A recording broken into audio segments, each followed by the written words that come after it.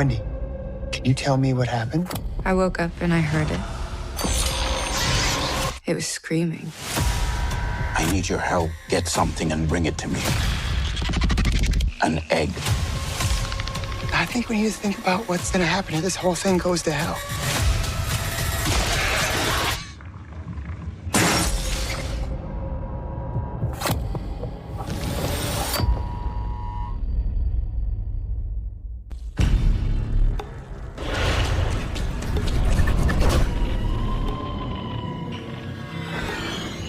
I'm worried. I mean, if we did this wrong, best case, we got a bunch of AIs running around thinking that they're human. Worst case, we killed 6 kids.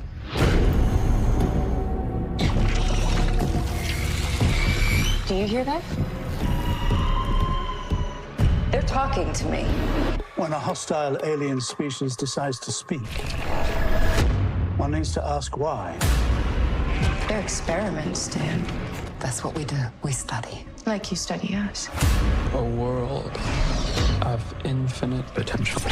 There's a feeling you get when the monsters come. Maybe you're feeling it now. She's just a kid. Keep telling yourself that.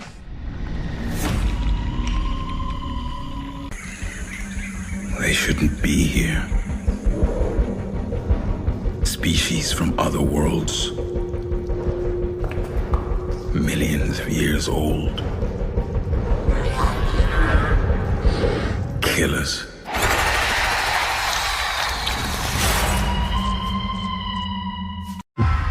Collision imminent.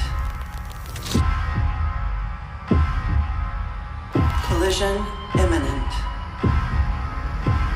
Collision imminent. Imminent. Imminent. Imminent. Imminent. Imminent. Imminent.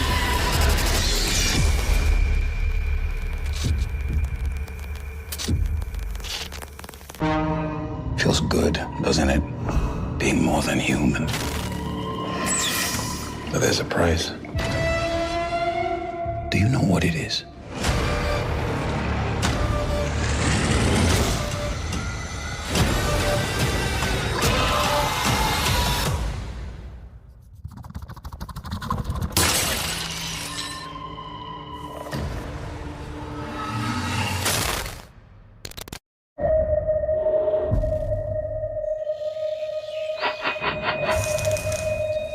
Something's here.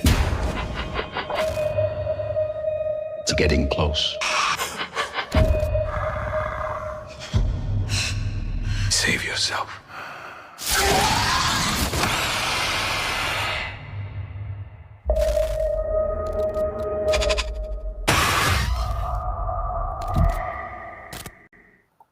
And here we go, ladies and gentlemen. Welcome to the episode 6 live after show discussion.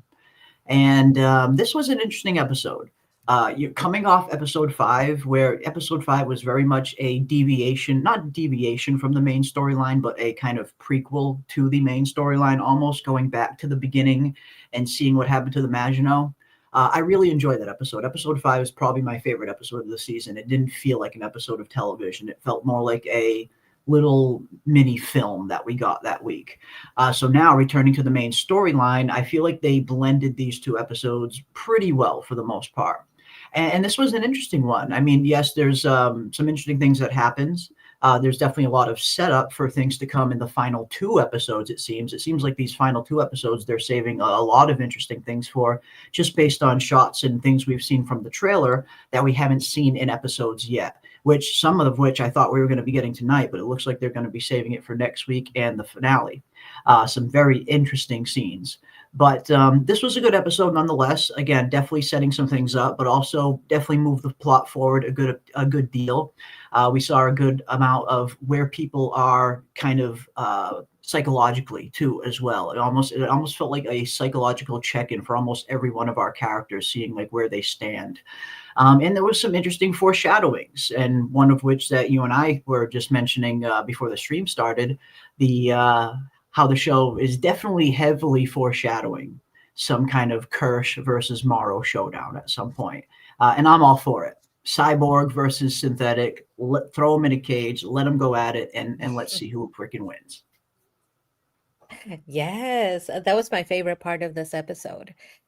Was it the most interesting? No, no, it wasn't. There was a lot of setup, but we did get some things in this episode that we have not seen before. Like some people were mentioning in the chat, Toodles. We got to see one of the Yes. synthetic children be hurt to the point where we're thinking that might be it for them.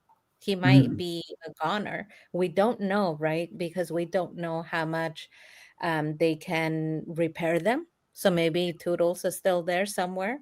Mhm. Who knows? But yeah, that was my favorite part. Kirsch and Morrow, my two favorite characters in the Mhm. series.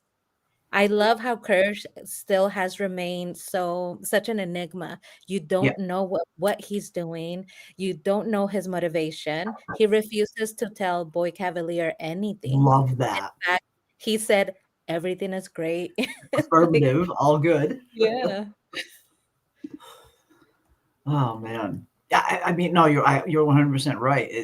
You can't really get a handle on Kirsch quite yet.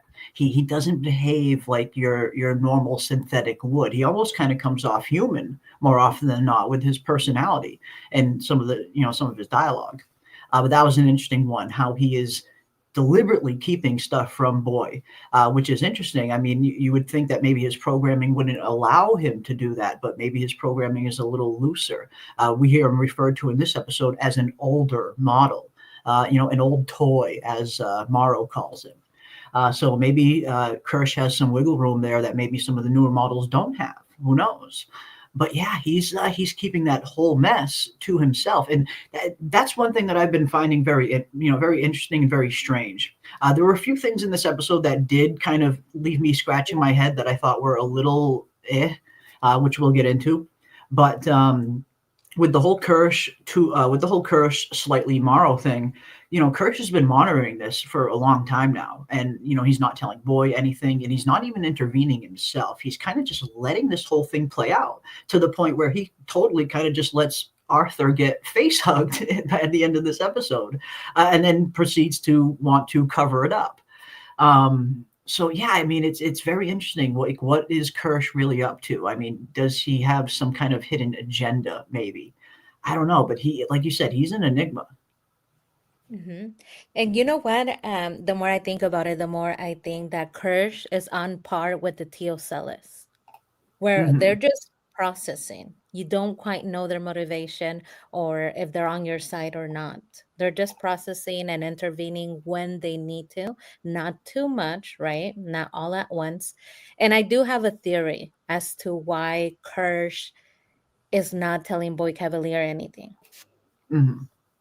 Remember when in the episode where he first meets Morrow, Kirsch meets Morrow, Hmm. Kirsch goes over and downloads all of the computer data from the ship. So he Yeah. downloads everything. That's how he has the knowledge as to the specimens and all of the information that was on the computer. On the Hmm. computer, we got to see that Morrow saw the conversation that was recorded on screen on a video call between Boy Cavalier and the person that just brought the entire ship down, Yeah. right? Yeah. So if Morrow knows that, then Kirsch also knows that. He downloaded everything. He That should. would Yeah. include that phone call Hmm. and the video recording. So I'm thinking that's why Kirsch is so standoffish with Boy Cavalier. He's had this attitude with him of almost, knowing like you did all of this. You Hmm. caused everything to happen and you're Hmm. pretending that you have no idea what's going on. So Yeah. maybe that's why he's so hesitant to even tell Boy Cavalier anything because he knows that Boy Cavalier does not care. In fact, Boy Cavalier made all of this happen. So Hmm. why would he tell him anything? Why would he trust him? Yeah, no, and you bring up an interesting point. And Kirsch has an interesting line of dialogue towards the beginning of the season that is kind of in line with what you're talking about as well. Right after the ship crashes, and Boy kind of sends the hybrids and all these other resources to go and on this retrieval mission. But by the time they get back to the lab with some of the few specimens that they did manage to capture, you hear Kirsch say something to Boy, "Was it worth it?" Jeopardizing a 10-year, a 10-year program for a new science project. So right from the very beginning, Kirsch is kind of, subtly letting Boyd know that, he's not at least in favor of, kind of going off plan. It seems like he was very kind of focused on the hybrid program. They're rolling that out in 2-3 weeks time. They're going to be unveiling it to the whole world. And Morrow kind of sees this whole creature hunt as a distraction, it seems. So yeah, maybe you're right. Maybe he's just not on board with where Boy is going. I really like that you pointed that out. Yeah, because now that we know that he downloaded the data from the computer and we know what was on the computer, it really makes it a double meaning of was Yeah. it worth it? Yeah. Meaning the choices you're making today, but also the choice that you made that day when you offered this person money in order to jeopardize the ship, right? Was Yeah. it worth it? Mhm. I think since he's a robot, he's smart enough to deduct that Boy Cavalier will be the downfall of the project with the synthetic children. Yeah. So perhaps that's why he's not even caring as much for the children. He's not really, I mean, we saw Toodles completely got destroyed by one of the specimens and slightly has been getting blackmailed, and Kirsch doesn't step in at Yeah. all. Yeah. He just stopped caring for them in a way. Yeah, I wonder if that is it. Like why exactly has Kirsch let it get this far? Why hasn't he intervened a little bit sooner? Is it that he doesn't care? Does he have some other agenda or plan that he's, kind of working on? Or is he just kind of winging it? It is a kind of a bit of a question as to why he's let it get this far in the first place. I thought he would have put a stop to it a little while ago, especially if he is hearing that Slightly's family is being held captive by Morrow, of all people. Like Kirsch must be aware of this if he's monitoring all their communications. So yeah, it's a little strange to see Kirsch kind of let it get this far, unless he, maybe, yeah, like you said, maybe he doesn't care, or maybe he's got some other plan that he's working on.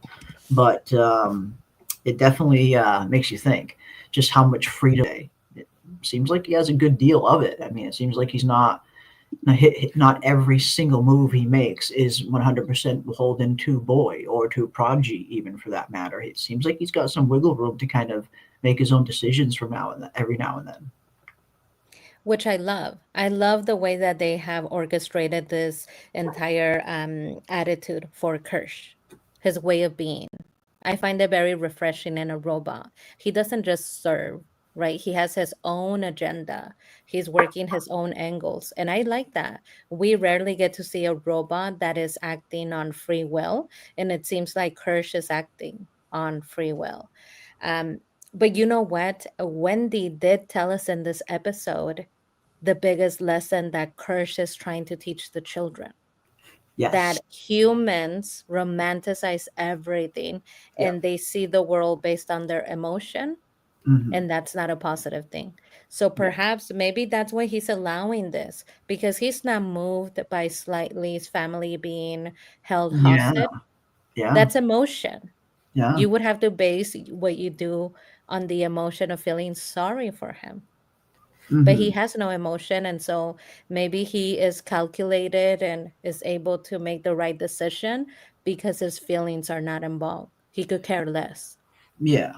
Yeah, maybe caring isn't a factor for him. Maybe he's solely assessing each situation and just acting according to just pure logic, like whatever the logical move is at that moment to achieve whatever end he wants to achieve. Seems like that's what he's doing. Logic over emotion, because that's another thing that Kirsch has been trying to kind of impart to the hybrids from the very beginning, trying to let them trying to get them to realize that you're not human anymore. You were human. You don't have these chemicals in your brain. You don't have a brain that is rushing with all of these chemicals that produce all of these emotions anymore. you are now a synthetic. And it seems like in this episode, for the first time, Wendy is kind of questioning herself as to whether or not she's human or not. Up until this whole point, Wendy's kind of always been, oh, I am human. I am human.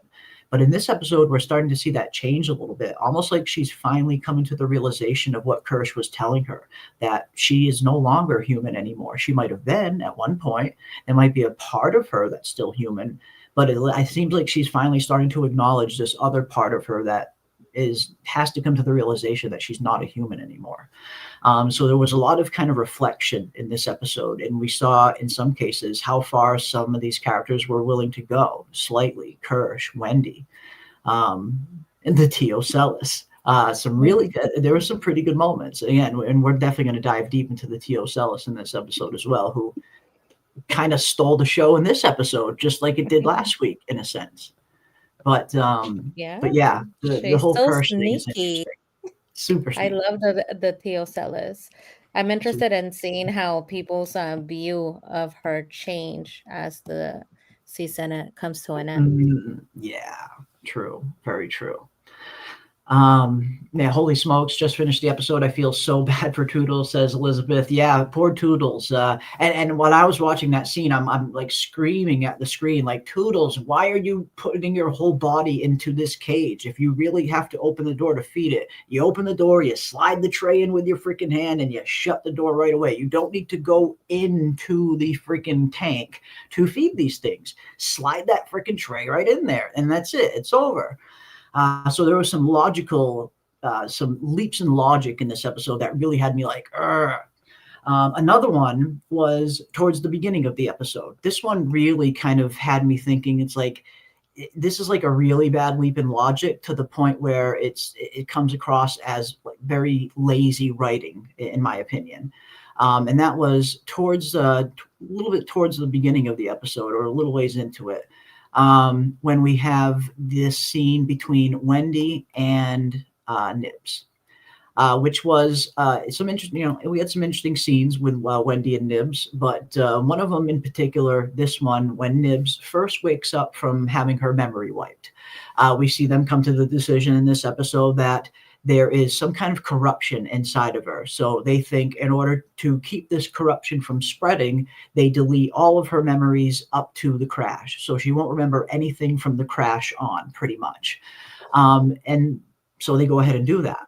My big problem with this was after they did that, they proceeded to just put Nibs right back in her room like nothing had ever happened, and they didn't let any of the other hybrids know what was going on. As soon as I saw her wake up and I saw Wendy start talking to her as though she still had her memories, I thought, okay, Wendy's right there by her side. Dr. Dame must have gone up to Wendy and told her what happened, and she's here to kind of help her see how she wakes up. But I found it very kind of interesting how they're taking all these memories from Nibs, and then they're just kind of throwing her right back in the wild and not letting everybody else know, hey, from now on around Nibs, anything that happened after from the crash until now, she doesn't remember. You think if this was a psychological problem for her, they would want to keep those memories from her, or at least the possibility of any of that coming back. So that was really lazy, in my opinion, that Dr. Dame and Arthur didn't go to the other hybrids and fill them in on what they were doing to Nibs in terms of her memory.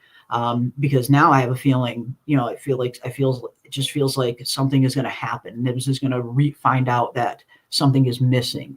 But it just seems like a company like this, all the resources, all the planning that goes into all these things, and if they're really worried about Nibs's psychological condition, they're going through all the trouble to take away all these memories, yet they don't fill anyone in on what they did to her. I found that to be very bad. It came off like bad writing, and it definitely made me like, what the hell? Like they didn't tell Wendy what they did to her, really?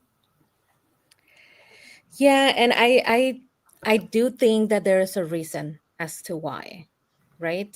If you tell the children, and Wendy kind of pointed this out when she was speaking to Dame Silva, she said, this is supposed to be a place of yes, where no doesn't exist, of Mhm. possibilities and opportunity. If you tell her that you erased her memory and you wiped it clean because it's more convenient that way, then Wendy is going to immediately assume you can do that with me. You could do that with all of us. You can choose what we remember and what we don't. We don't have free will, and we are not in control of our mind or body, right? So she could start Mhm. seeing through the illusion. Potentially, that's why you wouldn't tell them, because then they would think, okay, that's going to happen to me. Mhm. No, I get that, but I feel like these, with these being 10, 11, 12-year-old children, I feel like there's a way that Dr. Dame could have presented it to her as though, Nibs's mind, Nibs was sick and she has a little bit of memory loss from the procedure that we did to save her life. I feel like there's ways they could have broke it to the other hybrids to make it seem like it wasn't this kind of nefarious thing of erasing her memory, make it seem like it was more of a byproduct of what they had to do to save her. I don't know, just for me personally, it just felt like bad writing that they wouldn't fill the other hybrids in on it, especially if they're worried about her psychological condition. But I get Wendy kind of maybe seeing it in a bad light, but I feel like with these being children, I feel like there's a way they could have broke it to them where it wasn't like, didn't come off like this nefarious thing. They made it seem like it was just a byproduct of a procedure that they put Nibs through to save her. That is true. That is true. I see what you mean. If anybody would understand that, it's probably Wendy, because she tends to look at things like that. Glass Mhm. full, the And glass Wendy, half full. Yeah. true. And Wendy and the other hybrids must have known that there was something a little wrong with Nibs, because it seems like Nibs was telling Wendy that she was pregnant before she even told everybody else. So Wendy was like, a couple of days ago you were saying you were pregnant and all of this. So I feel like that could have been, pretense to, explain why something was wrong with Nibs. Nibs was sick and we had to, do this procedure to help her because she thought she was pregnant. I don't know, but it's just me personally. I guess I just kind of noticed it watching the episode, and it kind of like just made me scratch my head. But it could just be me. I mean, maybe there are some good explanation as to why Dame didn't fill the rest of the hybrids in. Like you said, if they start thinking that their memories can just get wiped, it might, like you said, it might make them kind of see through the veil and see to the truth that they really aren't in control of their bodies anymore. So there is that aspect to it too. Um, but yeah. But what's going to happen next with Nibs, I guess, is the question. Do you think she's cured? Do you think Nibs is going to be okay now? Was the memory wipe enough to kind of set her mind back on the right track? Or do you think that what is wrong with Nibs is still inside of her? Well, she's not Nibs anymore. And they kind of hinted to this.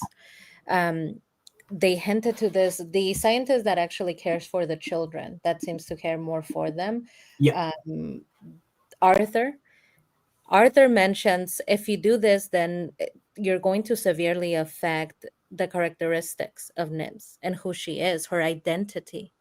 You're breaking down her identity as a person, Mhm. because not only did they wipe her memory clean from the incident on, but they also said you're going to reduce her interactions to stimuli. So she's only Mhm. going to react to whatever Yeah. she sees and hears, but nothing else. There's not going to be any processing. So you're Yeah. slowing down her thinking, her reaction, and True. potentially her way of being.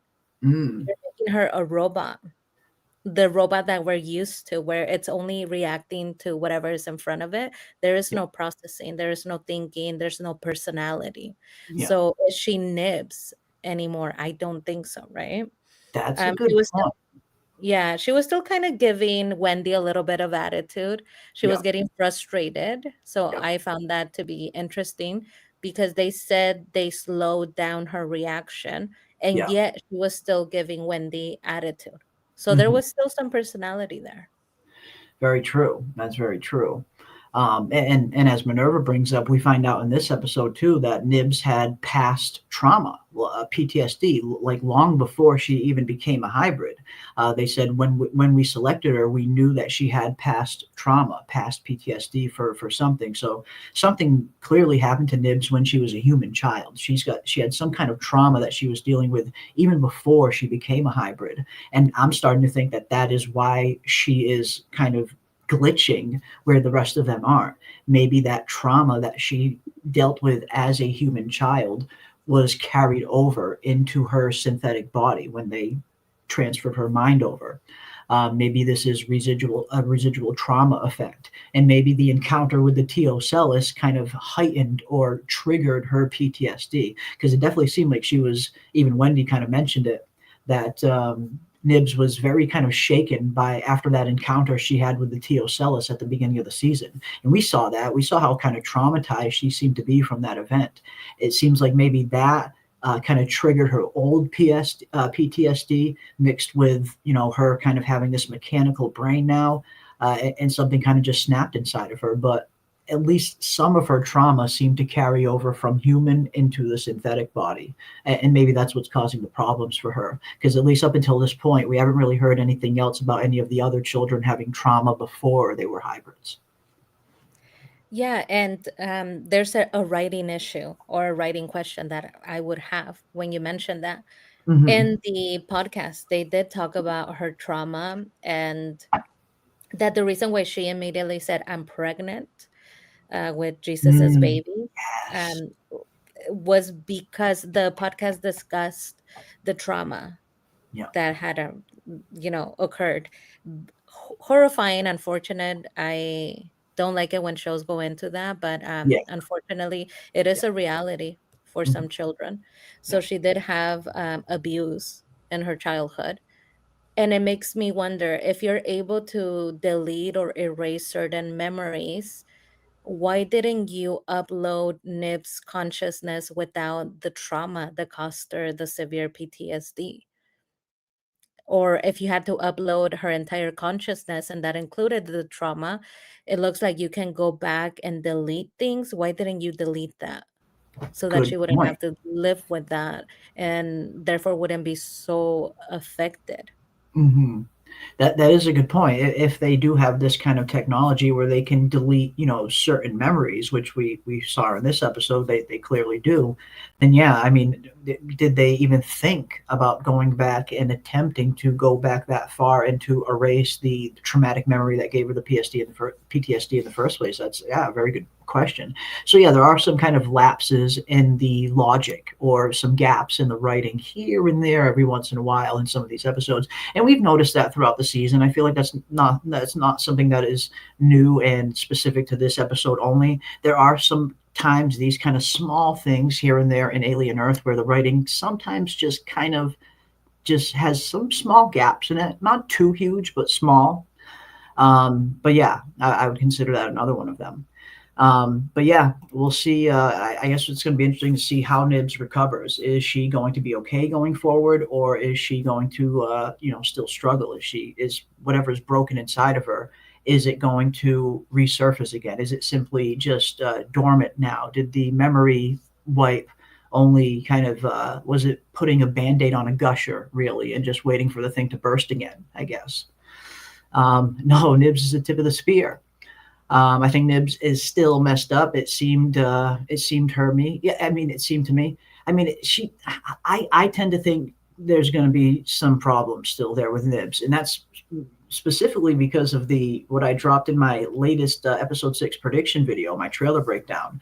I was going through and looking at some of the shots in some of the season 3 some of the season trailers that we haven't seen in any of the episodes yet. There's some interesting shots in some of the Alien Earth trailers that dropped before the season even began. And very interesting scenes that we haven't seen in any of the episodes yet. And there's a particular one between, I think, is Nibs and Morrow. And anyone who saw my episode 6 video, you know exactly what I'm talking about. The shot of Nibs where she's kind of just like covered in blood. Something clearly is happening between her and Morrow, it looks like. I think I know what it is, but that'll be in my video for tomorrow. But I think we are definitely going to see Nibs get a lot worse. I think we haven't even begun to see how bad Nibs is going to get. I think she's going to get a lot worse before she gets better. Nibs is she is not out of the woods. Nibs is a fail, says Star. I mean, the upload in terms of and you would think when they're doing this kind of experiment, selecting somebody with past trauma, I'm surprised they would even attempt to do a procedure like this with someone like that. When you're kind of essentially uploading a child's mind into this mechanical body, you would think you would want to get the cleanest, most uninhibited minds you can find. That would probably make the trip a little bit easier. Just theoretically anyway. So I'm surprised that they would even do this with a child that had that much trauma in her past. I mean, clearly they knew about it. Clearly they anticipated that it could have been a problem at some point. They knew she had past trauma, yet they put her on the program anyway. Yeah, and I could see why, right? So if you're trying to create a new procedure that would allow somebody an opportunity to have a body that works in a way that's better than your previous body, or if you're suffering Mm-hmm. from illness, Mm-hmm. you would assume that those children all have trauma because they're suffering from some illness in one way or another. So potentially they were in a car crash or some sort That's of true. accident. So you have to test on a subject that has trauma. Yeah. If they're all test subjects, you would need a control group. So children that have no trauma, no PTSD, completely happy, some children in the middle, A and little then bit of some children each. with severe trauma, Mm. right? Yeah. So that you could observe all of them and see how they react to the procedure. Mm-hmm. No, I think that actually does make sense. I mean, yeah, I mean, if you are doing this experimental kind of procedure that's never been done before, yeah, I mean, I suppose it makes kind of sense to cast a little bit of a wider net in terms of the kind of psychological state of the test subjects you're going to be, infusing. So no, I think that makes sense. I think that definitely makes sense for sure. Um, yeah, wow. I think this is good. Again, I think Nibs is not out of the woods. I think she is really only beginning to kind of snap. I think we're going to see a really bad episode from Nibs over these next two episodes, and it's going to be interesting to see. I'm looking forward to seeing how it goes. But yeah, we got a lot more to discuss. Let's see what you guys are saying in the chat. And again, big thank you to everybody for hanging out with us on this fine Tuesday evening. We got Ragnarok in the house, MM. We got Samuel B. We got Vanessa. Welcome, everybody. We got Jamal in the house. Welcome, welcome, welcome. Elizabeth with here as well. Yeah, holy smokes, just finished. Yeah, I feel like, again, definitely we'll be getting into some Toodles as well.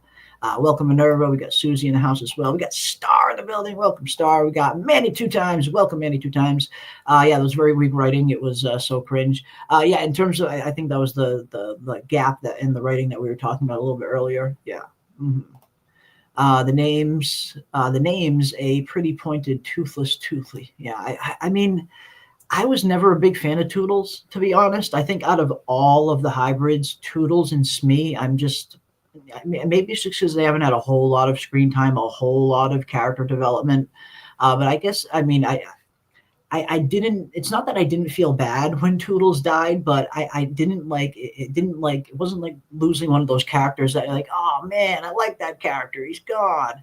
I kind of just didn't care personally. I mean, it was tragic, yes, because this is essentially a 12-year-old kid potentially getting killed here. But I don't know, maybe it's just me, but I haven't had, Toodles has been one of my kind of least favorite hybrids, or at least one that we've seen the least. I know him and Kirsch have been having that good kind of science relationship there where he's kind of become his little assistant. So that's been interesting to watch. But Toodles as a character, we don't know anything about him. All we know is, oh, I want to be a scientist. That's all we know about him. We don't know anything else about his backstory, who he is as a person. They haven't peeled the layers back enough on any of these other hybrids, really. So maybe that's why I'm kind of feeling like, okay, Tools is dead.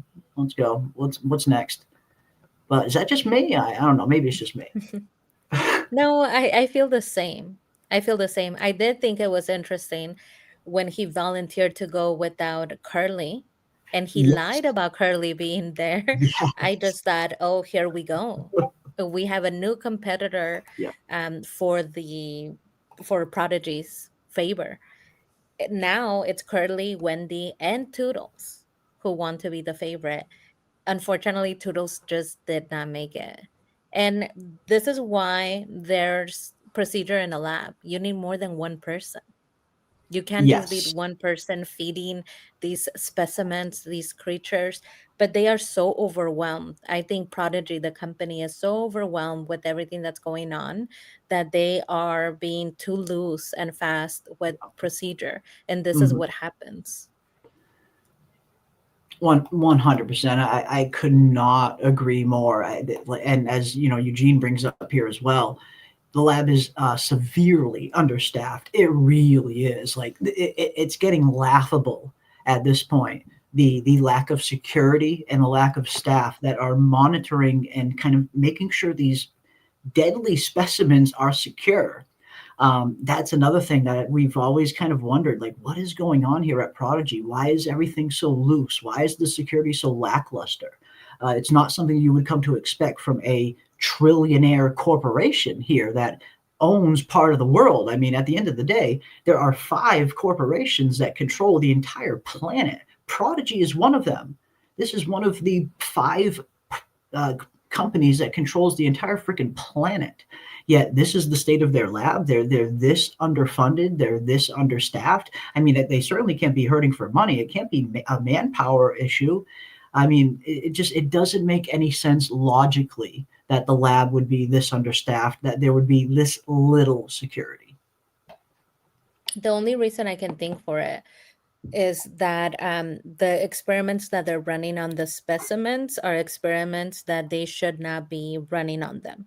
Nobody's supposed to know about the specimens, one. And then number two, nobody's supposed to know that they are messing with them at all. They're holding them. They're holding them for Utani, but they're not supposed to be experimenting on them. We see Mm-hmm. that when they're in mediation, he says, we're going to give them right back to you right after quarantine.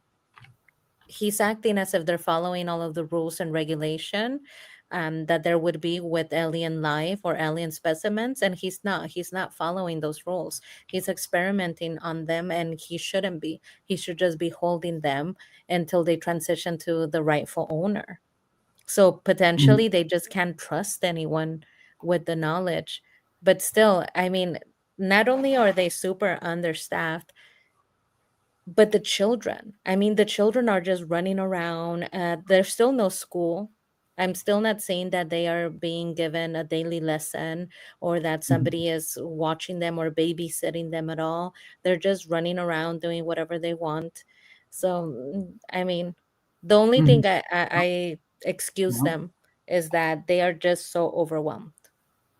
Yeah, and that's the problem. I mean, like, how are they this overwhelmed? You're a mega corporation that is in control of a huge portion of the planet. You have your own cities. You have your own civilian population that you have to govern over. Like, how is this happening? You mean to tell me you can't hire a few, loyal people that you can lock into this lab and have them on a very strict kind of quarantine based work where nothing gets in, nothing gets out?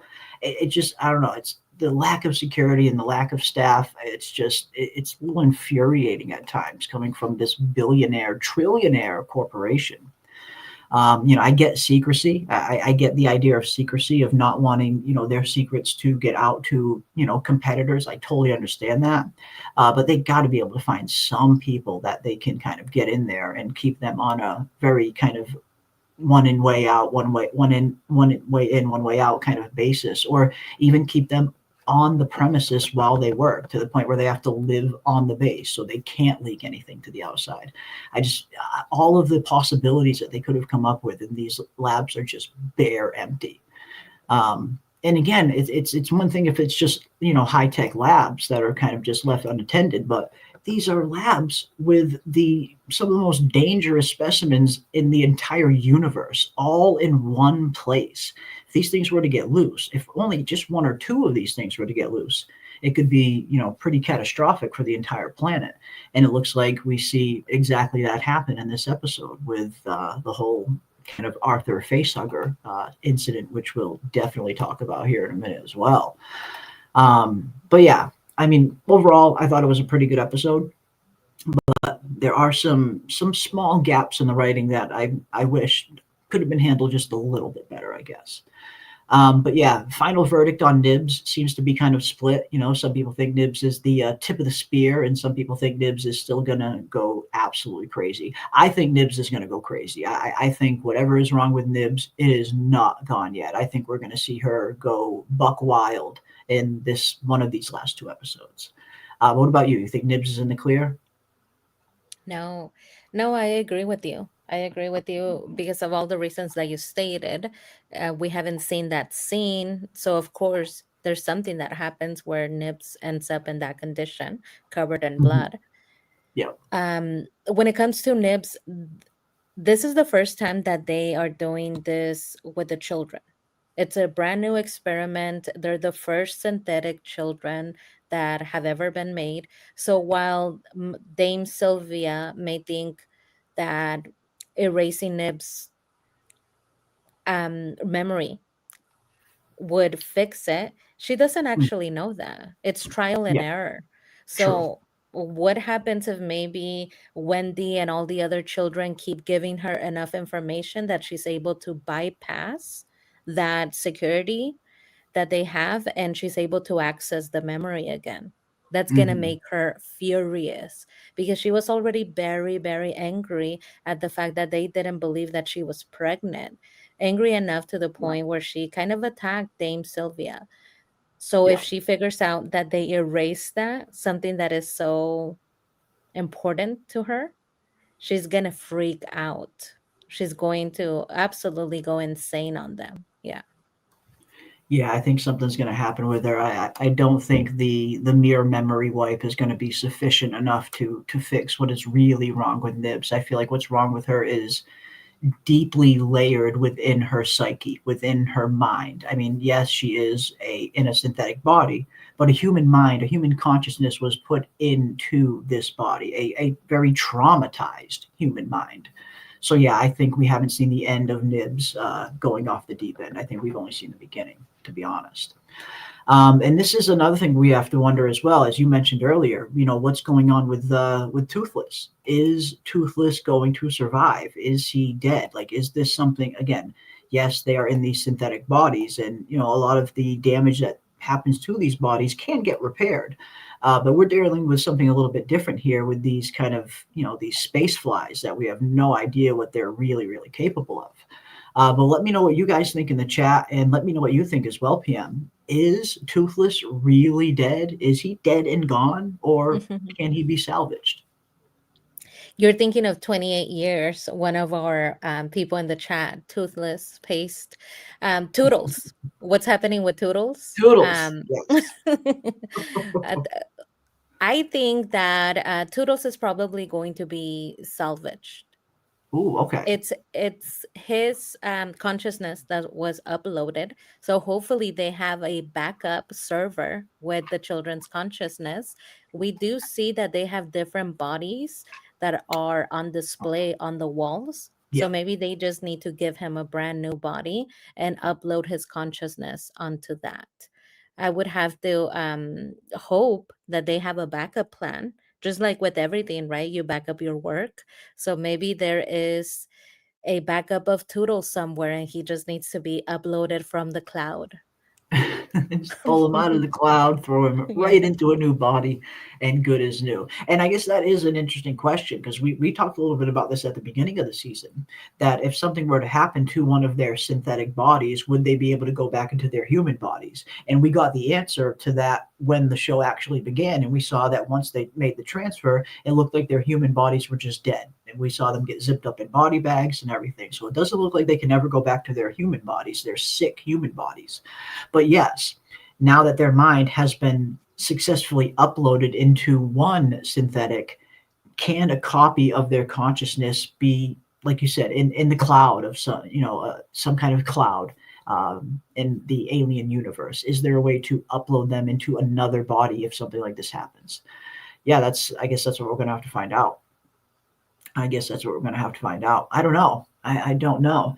I mean, you would think if this was just a regular synthetic, absolutely. I mean, it's all digital. You upload it right into another one. But with this being a human mind that was uploaded into something mechanical, you have to wonder. Although, if they are uploading a human mind into a mechanical body, they must have in some way found a way to map the consciousness. Like they had to map it and digitally imprint it to put it into this body. It's not like they just did some hokey doke magic and put the soul into the freaking hybrids, into the synthetics. This was a scientific procedure. So clearly they must have found some kind of way to map the consciousness and replicate it and then upload it into the body. So yeah, maybe you're right. If they get a new body, maybe they can put Toodles in a different synthetic.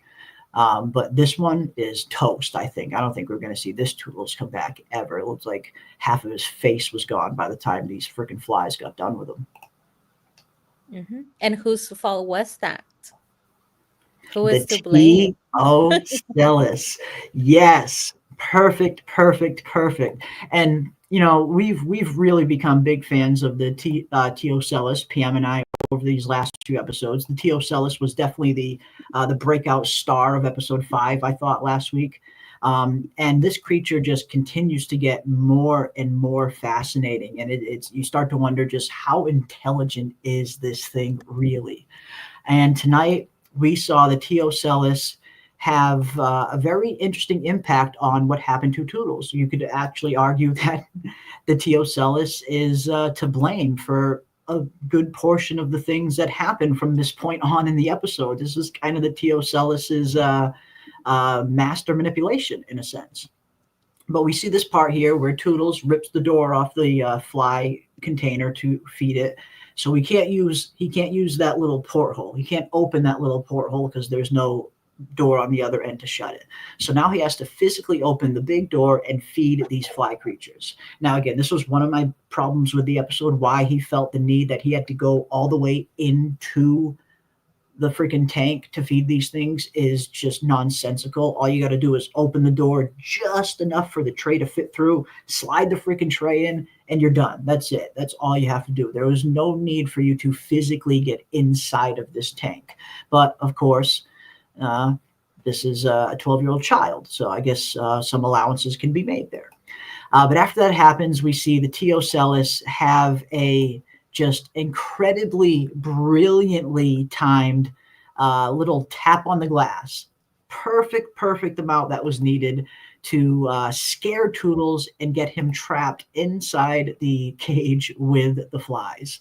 And I loved this. I swear, the T.O. Celis is just becoming more and more fascinating. Seeing this happen, this very perfectly placed little tap on the glass to scare Toothless, brilliant, absolutely brilliant. And that's why I really loved the final shot of this episode. Right at the very end of the episode, the final shot before it goes to credits is a kind of zoomed in shot of the T.O. Celis inside the sheep, almost with like a little smirk on its freaking face. Like, that's right, motherfucker. I'm the real puppet master of this story. I am loving what they're doing with this character. Yeah, and I totally missed that until you pointed that out, Jeremy. Boom! There it is. Look, all right, let's play it again. Replay. Check out the perfectly placed little bump. It's just so perfect. Boom! Oh, man. Yeah, he got you. He got you. Loving it. Loving the T.O. Celis must be, an active reader and fan of the act of war, the art of war. The art of war. Because she does not expend energy. She just observes, strategizes, and we have seen her cause the most damage with just a couple of little taps. The first one was when they were aboard the ship, right? Yep, She that's just right. grabbed her little tentacles and did a couple of little taps, enough to distract the scientists so that all hell can break loose. And here again, Just with the tap on the glass, she once again brings the entire facility down. She is a baddie. I see the chat saying the Tio Celis is evil. She is a baddie for sure. She She's a for sure baddie. is. Yeah, she's the real villain. I love her She's a though. real Absolutely love her. And I love that she's in the sheep body because it makes her look even less frightening, even more adorable, fluffy. And she does not look like she is the specimen to fear. When we have xenomorphs and we have other creatures that look so Yeah. much more scary, right? You don't think of the super cute Teocellus as the one to fear. But in fact, she is the one that orchestrated everything. She's going to bring Prodigy and the entire world. She's gonna bring the planet down. I mean, again, like every single episode, you see this Tio Celis character. I feel like it's a character at this point. It's not even a creature. I feel like it's one of the characters on the show at this point. It's so intelligent, and it's had such a impactful role on some of the biggest events that we've seen. Like you said, a couple taps on the glass from this Tio Celis, and all fucking hell breaks loose. Like this thing is a master manipulator. It is pulling all the strings. It is the ultimate puppet master, doing it all from a freaking sheep's body, nonetheless. I'm loving it. I'm loving seeing what this character is doing, and this perfectly placed little freaking tap, and you can see Toothless Toodles looks right over at it, and he's like, "Fuck, you got me. You fucking got me. Shit." But yeah, when the fly lands on his arm, he kind of just stands there. Like, yeah, how does he let the fly just land on him and not try to? That's what I thought. I mean, these are synthetics now. These kids are in synthetic bodies. These synthetic bodies are incredibly strong and incredibly durable. Once that fly landed on his arm, he should have just grabbed it and thrown it right off of him, but he kind of froze. But again, that's kind of understandable considering these are still essentially children. And he's a scientist. He doesn't really want to harm any of these creatures. We saw that very early on where he doesn't want to harm. He wants to study these things. So maybe, that's another reason why he couldn't just get physical with it. But it ended up costing him his life in the long run. His scientific curiosity ended up killing him at the end of the day. And of course, with help from the Tio Celis. Mm-hmm. The Tio Celis. I love the chat. I see that the chat is bilingual. They're saying El Pulpo es villano. She's the villain. She's the villain of the story. The Tio Celis. Who would have thought? And I remember you told us, Jeremy, that they said there's a Baby Yoda-like character. I don't remember Baby Yoda being the villain of the story. Me neither. Me either. I don't know what Noah Hawley was saying there when he's saying we have a Yoda-like creature in Alien Earth. This is nothing like Baby Yoda. This is definitely the villain of the story, as they say. Yeah, I mean, yeah, like a wolf in sheep's clothing, literally. It is. It is. I mean, this thing might potentially be, like you said earlier, PM, in the midst of all of these, xenomorphs and these, toxic flies with acid freaking breath and all of these creatures, the facehuggers, everything that they're surrounded by. At the end of the day, it seems like this tiny little squid creature might, in fact, actually be the biggest threat out of all of them. Mm-hmm. Well, they told us the Tio Celis is very intelligent. When they hooked her up, Kirsch said she's very, very intelligent. And so you have long been theorizing that the Tio Celis' final goal and final motive is to get to Boy Cavalier, right? Mm-hmm. Yes. Boy Cavalier has been seeking an intelligence just like him. So it would make sense that maybe the Tio Celis has that same attitude. She's seeking somebody that's as intelligent as she is. Yep. So they're a match made in heaven, really. Mm-hmm. I really think so. I really think that was heavily foreshadowed at the beginning of the season when the Tio Celis first gets into the sheep and she's looking at Kirsch and Boy kind of taps on the glass to make her turn around and look at him instead. And he points at himself and he says, me. That ever since that scene, it just seemed like that was heavy foreshadowing that, yes, the Tio Celis will merge with Boy at one point. And like you said, you brought up a really good point after that in terms of maybe that being the one kind of intelligent conversation that Boy has been searching for his whole life. Maybe he will finally get it with this T.O. Celis character. It just will be not under the circumstances that he thought it would be under, but maybe he will finally meet that intelligent being that is smarter than him, which is what he really wants at the end of the day. So yeah, I think ultimately we're going to see the T.O. Celis and Boy merge by the end. Yeah. And I really like the discussion in the chat. We still have diehard fans of the Teocellus who Yeah, think that the eye is going to be on our side, on the human side. They're it not might giving be. up on her. They're not Mhm. giving up on her. Might be. So chat, do you think that the Teocellus is on our side? Is it a friend or an enemy? Or is it a frenemy? Could it potentially be a frenemy and just wants to bring the company down because Hmm. they're not in the best interest of the world? Maybe it's a complex being and it's Yeah, intelligent. So maybe she is a very complex being and yeah. she's more of a frenemy. Mm. I mean, I could definitely see that being a possibility.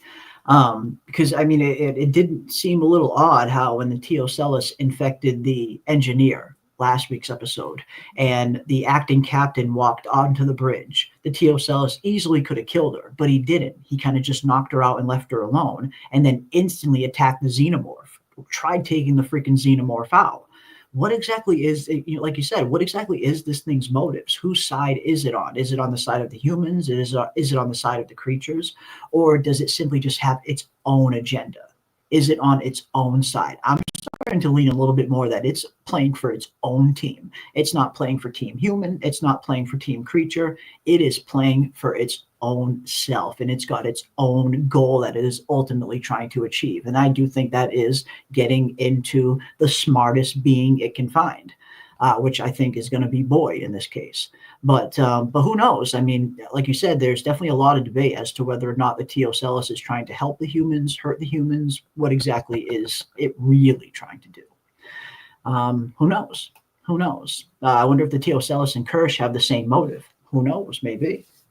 Maybe, and that's another thing. We still don't really know what Kirsch's full motive for kind of keeping a lot of this to himself. He's playing things very close to the chest. There's a lot he is not telling Boy, especially after this episode. After with what happened with Toodles and what happened with Dr. Arthur and Kirsch, kind of, we see Boy asking Kirsch, "Everything okay?" Affirmative. Doesn't fucking tell him a word.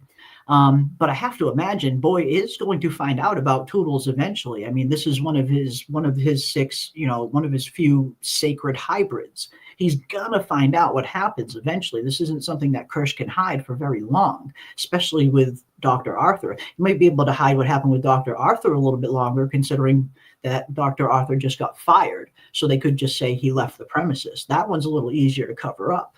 But Toodles is one of their prized hybrids that they're getting ready to roll out for this big unveiling a few weeks from now. So Kirsch is not going to be able to hide Toodles for very long. Yes. And also, when you mention they have the same motive, what motive is that? What's the We motive? got exactly what's the motive. So if you Wow. have any ideas as to that, Mother Dragons, please leave it in the chat. What could be their motive? We do see that Kirsch has this disgust towards humans because Mm-hmm. we tend to do horrible things. I mean, he is valid in that disgust.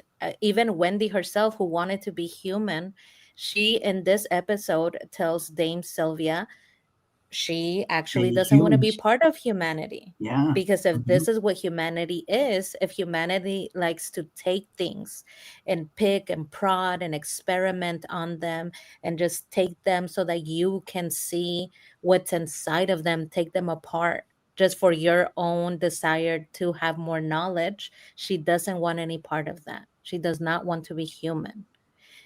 Her brother also tells her when they tell you that this is a world of yes, of possibility, that's not necessarily a good thing because Mm-hmm. with no comes power.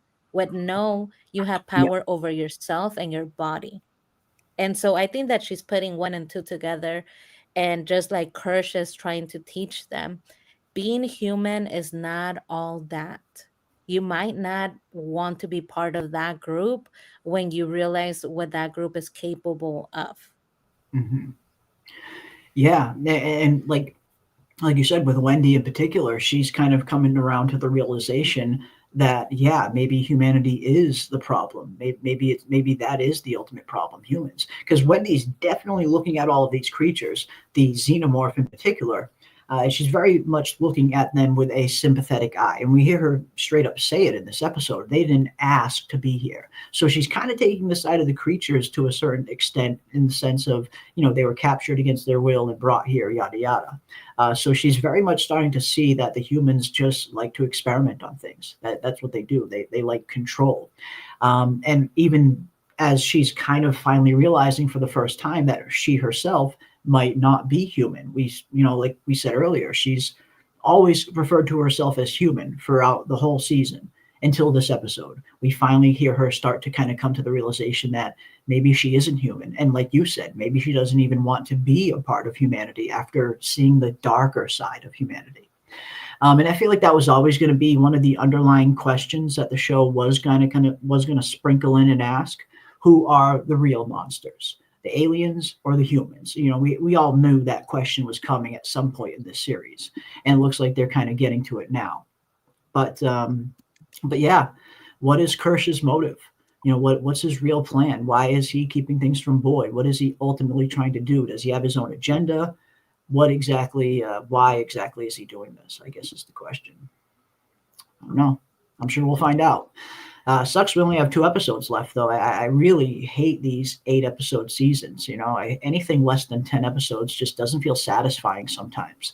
8 episodes seems to come and go in the blink of an eye. But nonetheless, we have 2 episodes left now to see how this whole thing is going to play out. We shall see. We shall see. Everything the eye does is to learn, I think. Yes, perhaps we wanted to see what the fly could really do to one of the synths. And that's a very good possibility as well. It definitely seems, and I have a feeling that the Teocellus, anytime it takes something over, anytime it infects or takes over another body, it gains the intelligence of the thing that it was just inside. So you stand to reason that the more kind of beings, the more creatures that these Teocelluses take over, the smarter and smarter and smarter they're going to get. So they definitely seem to be craving knowledge and information just as much as anything else. I totally agree with you there. And yeah, maybe this was an experiment. And I think that would be an interesting kind of dichotomy there, where we're seeing, the humans experiment on all these creatures, when really the Teocellus is experimenting on the humans and the synthetics the whole fucking time itself. That could be a very interesting scenario where, yes, this was an experiment for the Teocellus. It wanted to see what would happen if a synthetic got locked in with one of these flies. I could very well see that being the possibility. And again, I like that kind of yin and yang duality, where it's not just the humans experimenting, the aliens are experimenting on them as well. This reminds me of one of my favorite quotes of yours, Jeremy. You did it for the Frankenstein video. It's human, the advancement of science without moral consideration, right? Yeah. That's exactly what we're seeing. And then it ties into From too. Knowledge comes with a cost. But is that cost something that we are willing to pay morally? Because you could argue that in order to get to this point, you do have to experiment on humans at a certain point. You're going to do animal experiments, but then at a certain point, if you want to test the science, you're going to have to experiment on humans. Somebody's going to have to be the first. And then when it comes to the beings from another world, if you want to get to know them and you want to get to know what danger they pose to you, their threat level, somebody's going to have to get hurt eventually. The question is that worth it? Are we morally obligated to have that knowledge for our greater good, for humanity's greater good?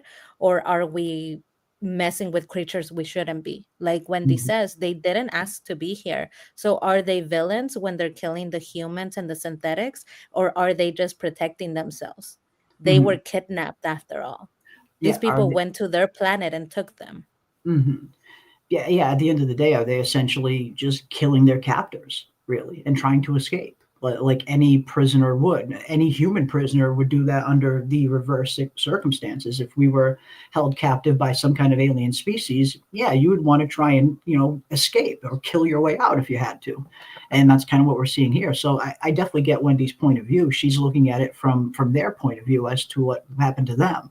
One minute they're on their home planet, the next thing they know, they're getting shoved into boxes and, thrown into a spaceship to points unknown. So I get it. You definitely get the duality and the point of view that they're trying to play with there, and the question that they're asking as to who is the real monsters, the aliens or the humans. But I love the idea of the Teocellus here kind of experimenting right back on the humans and on the synthetics, just like they're experimenting on them, kind of seeing what would happen if, we locked this synthetic here in this room with these nasty freaking flies.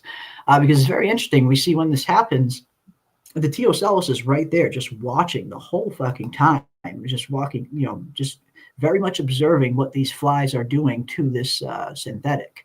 So yeah, who knows? That's an interesting one. Maybe it was an experiment for the Teocellus. Maybe it just wanted to see what would happen, and in turn cause a little more hell to break loose, like it does, like it likes doing with its very perfectly placed taps on the glass.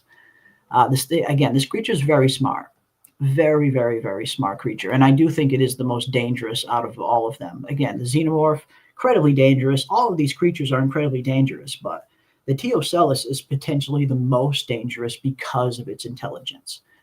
That's for sure.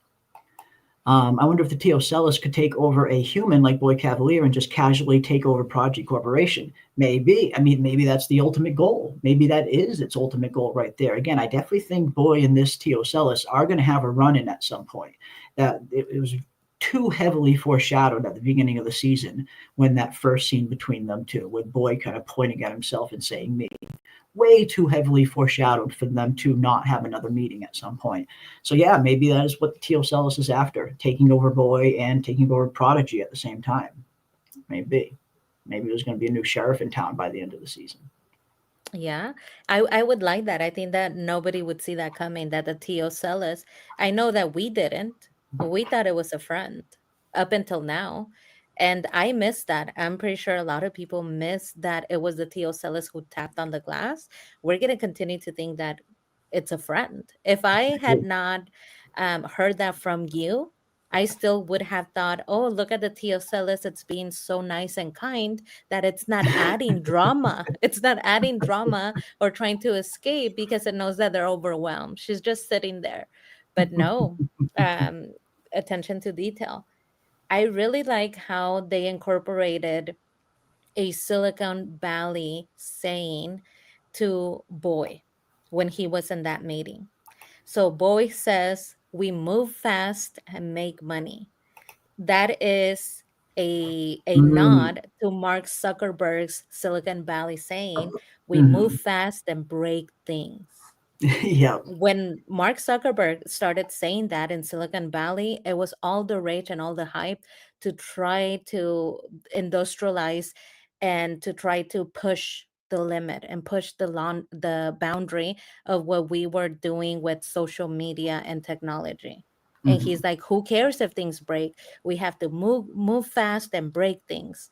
And now, years and years later, we see that while we regarded people like Mark Zuckerberg as one of the most intelligent people in the world, there's a lot of damage that came with his invention. There's a lot of mental damage that social media, unleashed upon the world. So I really like how they connected Boy to him with that little saying of move fast and make money. Yeah, it makes sense. I mean, especially the kind of Silicon Valley tech guru giant kind of character that Boy Cavalier really is. So it does make sense. Yeah, I mean, and then at the end of the episode, and did you see at the end, after all is done, the one-eyed freak went and ate her food like nothing happened? It really did. The Teocellus went right for its fucking food and just fucking started eating its hay like it's just a normal fucking day. Like, this thing's badass. This thing's so fucking smart and so intelligent, and it's it's kind of fucking funny too. Like I almost laughed watching that when that happened. It just went right over to its food and started fucking eating. Like, fuck me. This thing is crazy. Absolute crazy. It's a jerk. It's a jerk. It certainly can be. The Teocellus can be a real freaking jerk. That's for sure. Yeah, they did not know who they were messing with when they kidnapped her. I'll tell you that much. It makes me Nope. very proud of her. She knows how to defend herself. At least I'll give her that. And isn't that what we all want in our daughters? So, I mean, the Teocellus is somebody's child, and she's doing a great job at defending herself from her kidnappers. If you turn all this around, it's really our fault. I like how Wendy pointed this out. We can't be too upset at the creatures for trying to get away from us. We kidnapped them. We're experimenting on them. We're Mhm. hurting them. We're taking them apart, right? Like we did the xenomorph baby and took apart the embryo so that we could implant it into somebody's lung. Yeah. Yeah.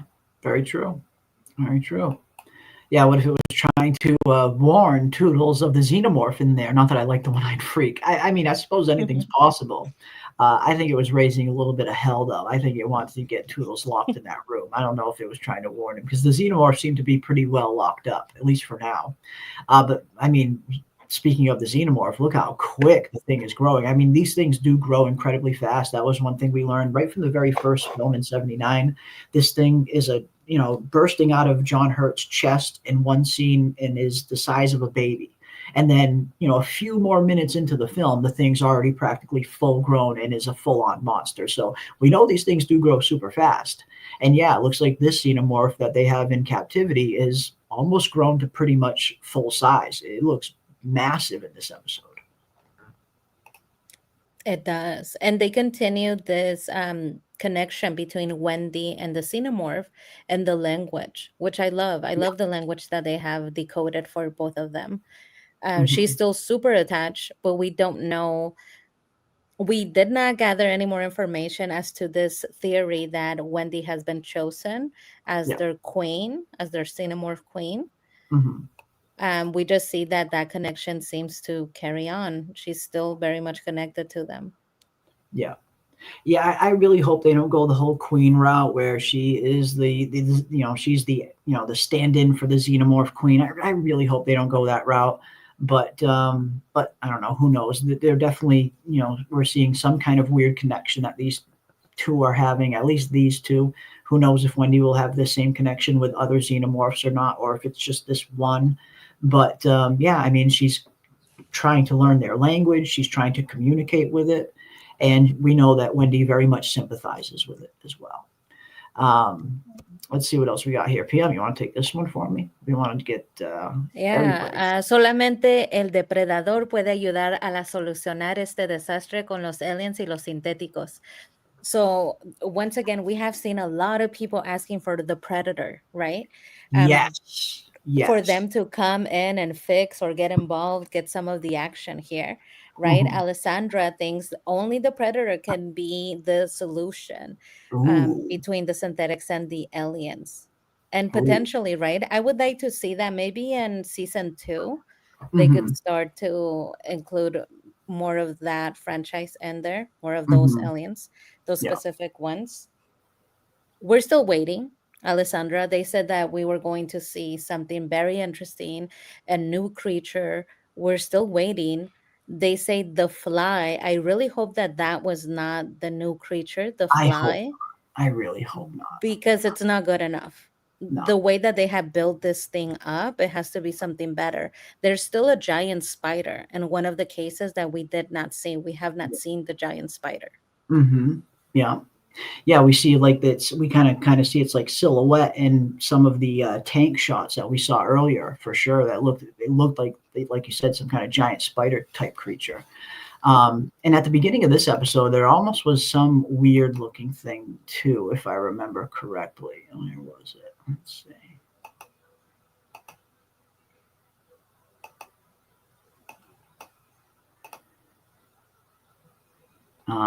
Because yeah, we got teased about this species 37.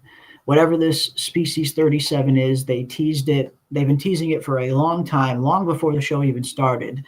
We get that very interesting promo image that they released, and it was on species 37, and we got to see the specs on it, the height, the size, the width, all of it. It was like 6 meters big or something. It was massive according to the specs, and it was DNA unknown, new species detected. They were definitely teasing that this species 37 was going to be something pretty interesting, something new, and by the size of it, something pretty large. And yeah, we haven't seen anything like that yet. We haven't seen anything even close to that yet. It made it seem like this species 37 thing would be something that would rival even the xenomorph in terms of like the apex predator, because the xenomorph is the creature of creatures. It is the predator of predators, at least in this series, until at least the real predator shows up. I think the predators are a little more capable than the xenomorphs personally. But until the actual predators show up in this franchise, in this show, the xenomorph is the top dog. But it was definitely teased that this species 37 thing was going to be something that was close to as insane as the xenomorph. And yeah, like you said, we haven't seen it yet. We know that we were going to get 5 new species in this series. And so far, we've gotten 5 in total. We got the xenomorph, the Teocellus. We got this new fly creature. We got those weird space ticks, and we have the plant creature that we haven't learned a whole lot about. That's 5 total. Now, a lot of people were wondering, is it 5 new species, meaning the xenomorph isn't part of the 5? That could potentially be the case. And if that is, that means we still have 1 more creature that we still need to meet. But if the xenomorph was included in that 5 deadly specimens that were teased, then we've already seen 5 and no species 37 in sight. So that's a little bit of a disappointment because, yeah, they were heavily teasing this thing in so many trailers before the show started. And they were teasing it as though it was this massive thing. Yeah. And there's another thing in the series that makes me think that potentially we could see more creatures arriving to Earth. When we open the series, we open with Kirsch and Wendy, when she's still a human, looking at a scorpion in a bowl. Yes. And that whole opening, Kirsch tells Wendy, what will happen if he hurts me? Right? Because Wendy is like concerned for Kirsch. And she says, well, I'll hurt it because it hurt you. And it says, well, what will happen when you hurt it? Its friends are going to come and they're going to want to hurt you. So this whole idea of it's not over when you say it's over. You can't just take creatures and expect them not to retaliate. They have a whole family. We don't know the structure of their society, and maybe they would come down to Earth and hurt us. We know that at some point the synthetics don't make it. The synthetic program fails. But how does it fail? Is it maybe because the creatures come in and save their family members or their colony members? That's a good point.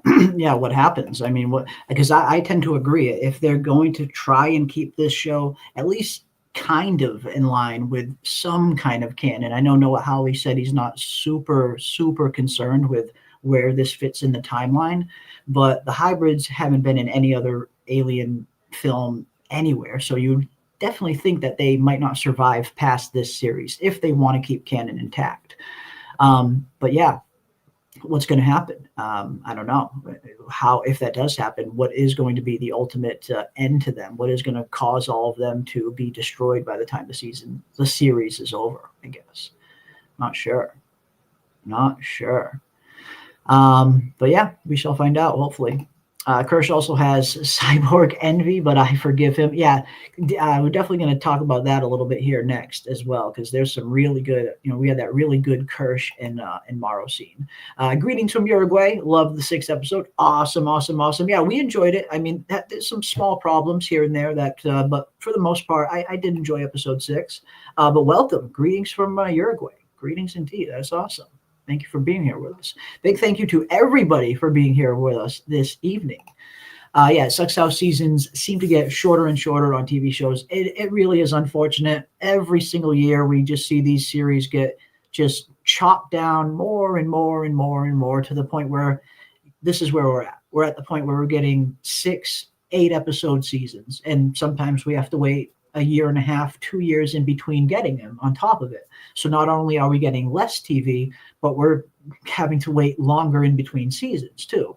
So it is unfortunate. The overall production of television has really taken a huge step back in the last 10 years or so, like really bad. Let's see what else we got.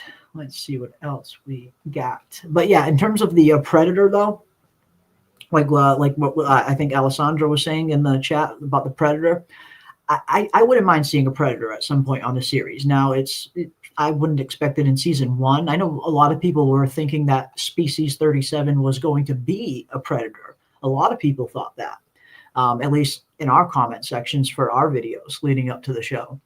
But I don't think we're going to see a Predator, not in season 1. I mean, maybe in season 2 or in season 3, if they get a season 2 or season 3, maybe we could see a Predator at some point down the line. But I don't think we're going to get one this season. I think it's solely going to be these new aliens that we're dealing with here. But I don't know. I guess we shall find out. I think the Teocellus appears to assess the situation as a threat. It watches and chooses a host. And it definitely seems to assess the situation 100%. The Teocellus seems to be very aware of its surroundings pretty much. Like, this thing is super intelligent. It does. It seems like it kind of scans the area and plans its best, course of action. This thing is incredibly calculating and incredibly intelligent, and it's been a joy to see it operate. The Teocellus has been one of the coolest things that the show has given us up until this point, I feel. And at this point, I can't wait to see what it does next. Like, just seeing what it did in this episode alone. Again, these perfectly placed little taps on the glass are causing fucking mayhem all over the place. I love it. Mm-hmm.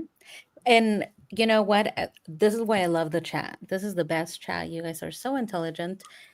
We still can interpret, right? We could argue that the Teocellus was trying to stop the humans both times. The humans are just not smart enough to stop, and they don't understand that her tapping means stop or pay attention. We still could argue, because we don't have evidence pointing to the Teocellus actually being an enemy. Maybe she was trying to warn Toodles. Maybe she was saying, like, Toodles, stop coming in and opening the entire door, you child. This is not how you do it. Stop.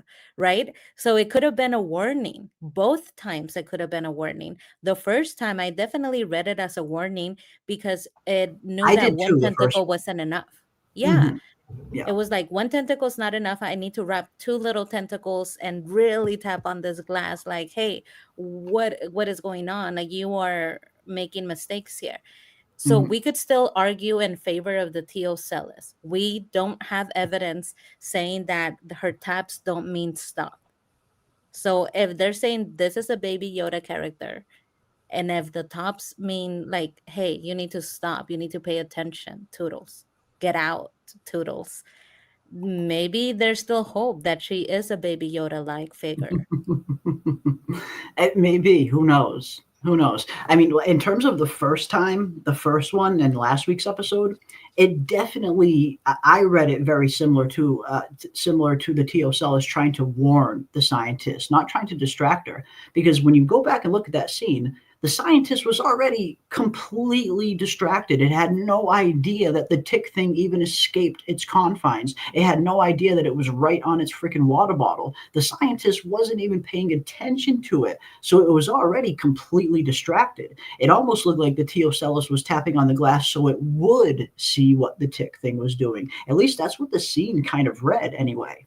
If they were intending something different, I don't think they conveyed it as well as they should have or could have. Because the scientist was already completely distracted. It didn't need to get distracted more. It already wasn't paying attention to where the tick was. So that doesn't make a whole lot of sense for them to say that in the podcast, or at least it didn't make a whole lot of sense for them to execute that scene in the way that they did, because it did come across like the Teocellus was trying to get the scientist to look, hey, look, the thing's escaping. That's what it looked like. That's what the scene looked like. But I don't know. Yeah, and I'm going to remain on her side. I'm with her. I'm going to remain on the Teosella side. I'm going to assume that she was telling Toodles, hey, you need to stop, get out. They're getting out, they're going to hurt you. So that maybe hopefully she is a friend to humanity. However, they do have this music, right? The score stars, it's rock music, and they zoom in on her little face in the sheep, and she looks very much demonic. She's not, she's giving like, oh yeah, it's me. I'm the one. I'm I'm the the one. puppet master. So they did make her seem a little evil there. There. Right She's here. like, Like, oh yeah. it's like, yeah, that's right. I'm pulling the strings here. Like, even like, look at the Yeah. subtle change in her eyebrows. Oh my Mhm. God, so evil, so demonic looking. Oh my God, yes. Look at the subtle little change in the eyebrows. Like, that's right, motherfucker. I did this. Mhm. Right there, right there. Everybody, That's yeah. a subtle little change. Oh my She's God. playing 4D chess. She is She's playing massive 4D chess. Like, this is her chessboard. This is her game, and she's calling the shots. She's the master manipulator. love Love her. She's gonna become my favorite villain. it. Me too. Me too. Definitely. She's becoming my favorite character. I mean, I respect the intelligence of her. If she does turn out to be a villain, an antagonist type character, I still, at the very least, can respect the intelligence of this tiny little squid-like creature, which makes a little bit of sense. We know how smart squids and octopus are on our world. I mean, they're incredibly smart. They can escape from almost anything. They can untwist the lids of jars and get through the tiniest little cracks. They're incredibly intelligent. And this thing it is as well. And again, even if it does turn out to be, the big bad villain, it's been fun to watch this thing maneuver and operate because it is. It's a little freaking genius, and it's a little devious genius. And I love the little freaking smirk it kind of gives right Mhm. here with the little subtle change of the eyes. Like, that's right, motherfucker. I'm calling the shots. Love it. And the music was so fitting. This Yeah. rock music playing in the background. She's happy. She's like, I accomplished what I needed to accomplish for the day. I don't know how your day is going. My day's going good. How's yours? And she goes over and eats her kibble. She's just fine. Yeah. Yeah, it goes right over and just eats her food like nothing ever happened. Like, hey, just another day, just another day of observing these stupid humans around me, and these stupid synthetics. Maybe, maybe, yeah, loving this creature. It jumps up, then nervously panics after Toodles dies. Yeah, I remember seeing that. Like, right as Toodles is getting like attacked, we see the Teocellus jump up on two legs again, like it's like up on two legs. I saw that, yeah. And then looks like it's trying to find someone to let them know, like the animals do, but then eats because it realizes it might need strength. Maybe. Who knows? Still thinking the eye might be a wolf in sheep's clothing, but I like her anyway. Yeah, I mean, it very well might turn out to be a villain. I mean, it's doing some very rather villainous things in some of these episodes. This was very villainous. I mean, incredibly calculating, incredibly cold, incredibly manipulative, and incredibly intelligent. It was a genius move from this Teocellus in this episode. So it very well could be a villain, but yeah, I respect her nonetheless. It's fun watching her operate. Yeah, where's a good shoe or boot when you need it? Team Queen Ocellus, Baha. Yep, Team Queen Ocellus, indeed. I think she's getting ready for battle. She knows she's going to get prepared if she's going to help these humans. Ooh, interesting. Maybe. Who knows? Who knows? Yeah, it's too funny. It is. This thing is too fucking funny. It really is. Fucking love it. And we have seen her battle. So that is Mhm. a great point. The Teocellus is Yep. willing to battle. Okay. She is tiny but mighty. She is fierce. She doesn't back down. She saw the xenomorph and she called it. She Yep. wasn't running from it. She's like, hey, come over here. Like, I got you. I got a Yep. body now. And she bit him. Bit She him. went for Bit she the bit damn him in the thing. head. She fucking bites. Yeah, I thought that was hilarious. Like, this xenomorph's got acid blood, and the Teocella said, "Fuck you and your acid blood. I'm taking a chunk out of your head, motherfucker." Yeah, I mean, this thing is incredibly intelligent. Again, to be able to cause this level of mayhem that it's been able to cause with just a few little taps on the glass, perfectly placed. This thing is very intelligent, and it's been super fun to watch it. Millennium just finished the episode and really enjoyed it. Yeah, we did too. I mean, I enjoyed this episode. I mean, it had a few moments that I thought could have been done a little bit better, but overall, I had fun watching this episode. In particular, watching the Teocellus operate, and again, it's perfectly timed little taps on the glass that cause all this mayhem. And yes, is Toodles really dead? I guess is another big question. We were wondering that ourselves. And we came to the kind of possibility that it could be possible that his consciousness could maybe be uploaded into another synthetic, maybe. But we don't know. We have no idea for sure what is really going on with Toodles. When they did first upload his mind from his human body to his synthetic body, clearly they must have had to find some kind of way to map the human consciousness and turn it into kind of digital form to upload it into the synthetic in the first place. So if they did that once, as PM was stating, is there a version of Toodles' consciousness in the cloud somewhere that they can kind of retrieve and put into another body? That, I guess, is the question. I'm not sure. I feel like it could go either way at this point. Either maybe there could be some kind of way for them to salvage him, or maybe Toodles is really just gone. Yeah, and what are you thinking, chat? I would be interested to know your theory. Do you Yeah, what do think you that guys? Toodles is gone, or do you think Yeah, that Toodles is up in the cloud? yeah. Is Toodles cloud bound, or is Toodles ground bound? Which one? Is he gone, or are we going to see him again? I tend to think he's gone. I feel like, again, if they're gonna try and put this in any kind of line of canon with the rest of Alien, these hybrids need to get killed off by the time this series ends. So part of me thinks if they are going that route, then maybe this might be the end of Toodles. But yeah, I don't know. I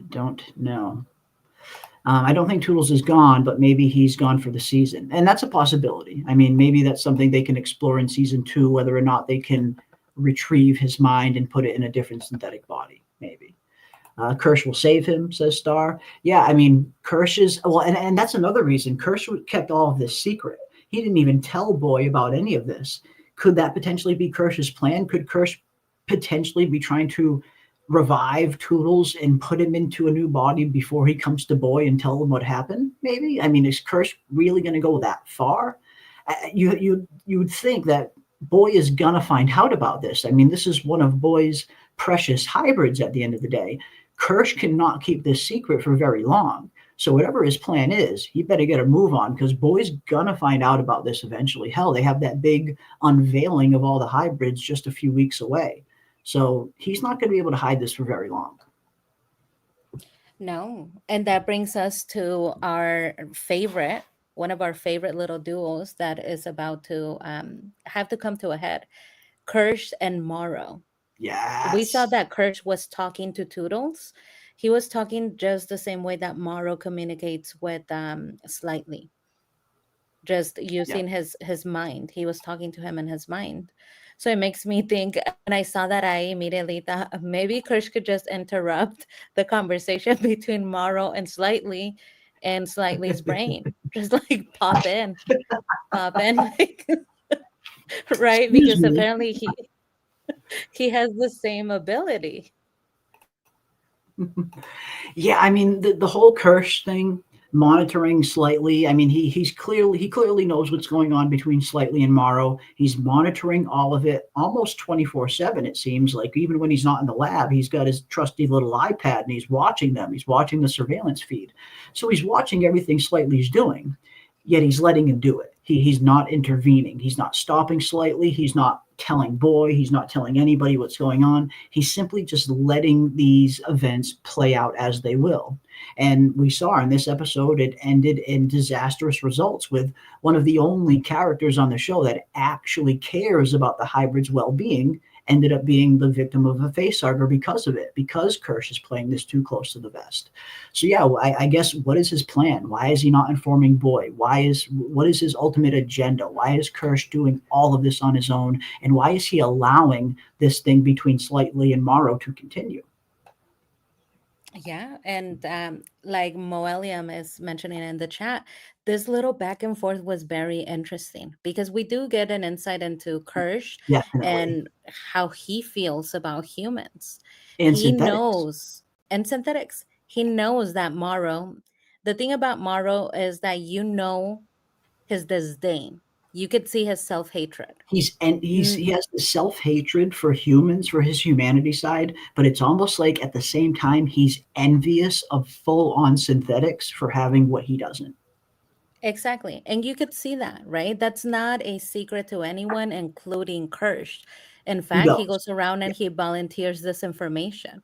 He's like, I have the worst parts of man. So you're going around, you're volunteering what you are most self conscious about. Kirsch, on the other side, you don't know how he feels, Yeah. right? You don't know what his motives are. You don't know if he likes being a robot or not, or if he wished that he was human. You don't know anything about him because he doesn't volunteer that information, unlike Morrow. Morrow is Mhm. making it easy to target him and to kind of go back and forth. Kirsch tells him, because Morrow tries to be big, bad, and scary to Kirsch, our Kirsch. This chat loves Kirsch, I think, more than Morrow. I don't know. You tell me, guys. I see a lot of like Kirsch love in the Kirsch is chat. great. Kirsch is freaking great. He tries to intimidate him. It's like, Morrow, sir, you're not gonna intimidate this man. This man is not intimidated by anything. He says, No. what I love about the robots and synthetics is that they process when I'm taking them apart. Pain is not going to cloud their judgment. They know Mhm. exactly what I'm doing. And Yeah. Kirsch takes it a step further because, of Love course, it. he's nihilistic. He's Yeah. like, why do you like that? Wouldn't the fun of it be the pain? The fact that you're like causing them pain? So it's Yep. like, see, don't try to intimidate Kirsch. His mind is darker, Yep. more nihilistic than yours. Mhm. Yeah, I mean, because at the end of the day, it's not a mind the way Morrow's mind operates. Kirsch is a supercomputer that just happens to have a kind of human-like personality and smarts and common sense to him as well. So it makes him kind of that double threat where he is this kind of superior kind of being. He's everything that Morrow wants to be. We know that Morrow hates the human part of himself. That's why he's gotten all of these cyborg replacements. He doesn't like the humanity part of himself. And he's made that very clear at this point. Yet he has this disdain and this envious kind of feeling towards full on synthetics, again, for having what he doesn't. So he's kind of stuck, like you said, he's in this kind of never ending cycle of self hatred, but also hating what he wants to become as well. So he's very much stuck in a dark mindset. And yeah, someone like that is going to be kind of easy to manipulate for someone like Kirsch, with him being super calculating, super smart, and super quick with his responses, and really kind of keeping Morrow on his toes. Again, this was definitely one of, if not the best scenes of the entire episode. I 100% agree, Millennium.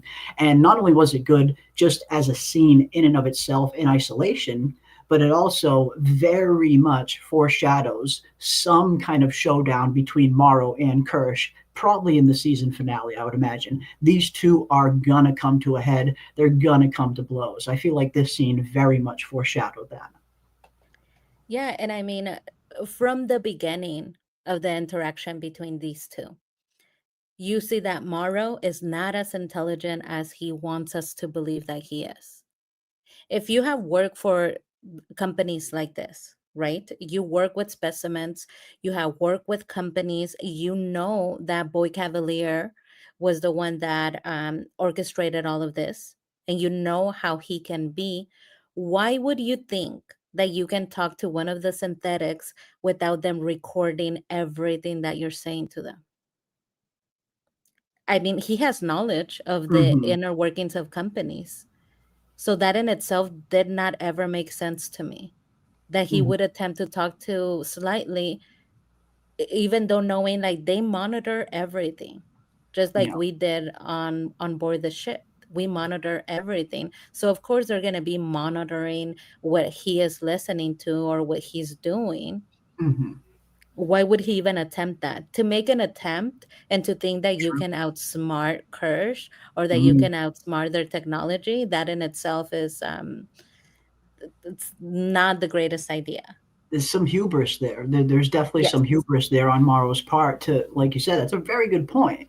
To even think that he would be able to pull this off without them knowing is very much hubris of him, and very confident in his abilities at the very least. Because yeah, he has to know. He has to know these synthetics are highly and closely monitored. Everything they see is recorded. Everything they hear is recorded. I mean, yeah, you absolutely think that's the case. But yeah, this foreshadowing here was just definitely one of my favorite parts of the episode, and I cannot wait to see these two come to a head. And you know they're gonna. It's definitely going to happen. We're gonna see a these two square off at some point. And I love how Morrow refers to it as like he's taken apart all of these different synthetics over the years. But I think he's dealing with something a little bit different here with Kirsch. I don't think he's ever faced somebody of Kirsch's stature. And I think he's going to be maybe biting off a little more he can chew here when he goes after Kirsch. And he could say all he wants about Kirsch being an old toy, an old robot, just a machine. He could say everything that he wants about him. But at the end of the day, we know that Kirsch is everything that Morrow wishes he could be. Yeah. Yeah. That's just reality. Morrow wants to be Kirsch. On the other hand, Kirsch has no interest in being human. He's disgusted by the humans. Yes. He doesn't like that. He has many little sayings, tiny little sayings that show you that he has this disdain towards humans. Like when he Mhm. says, "You no longer have fear, you're not an animal." Yeah. Fear, emotions, that's animalistic, that's human.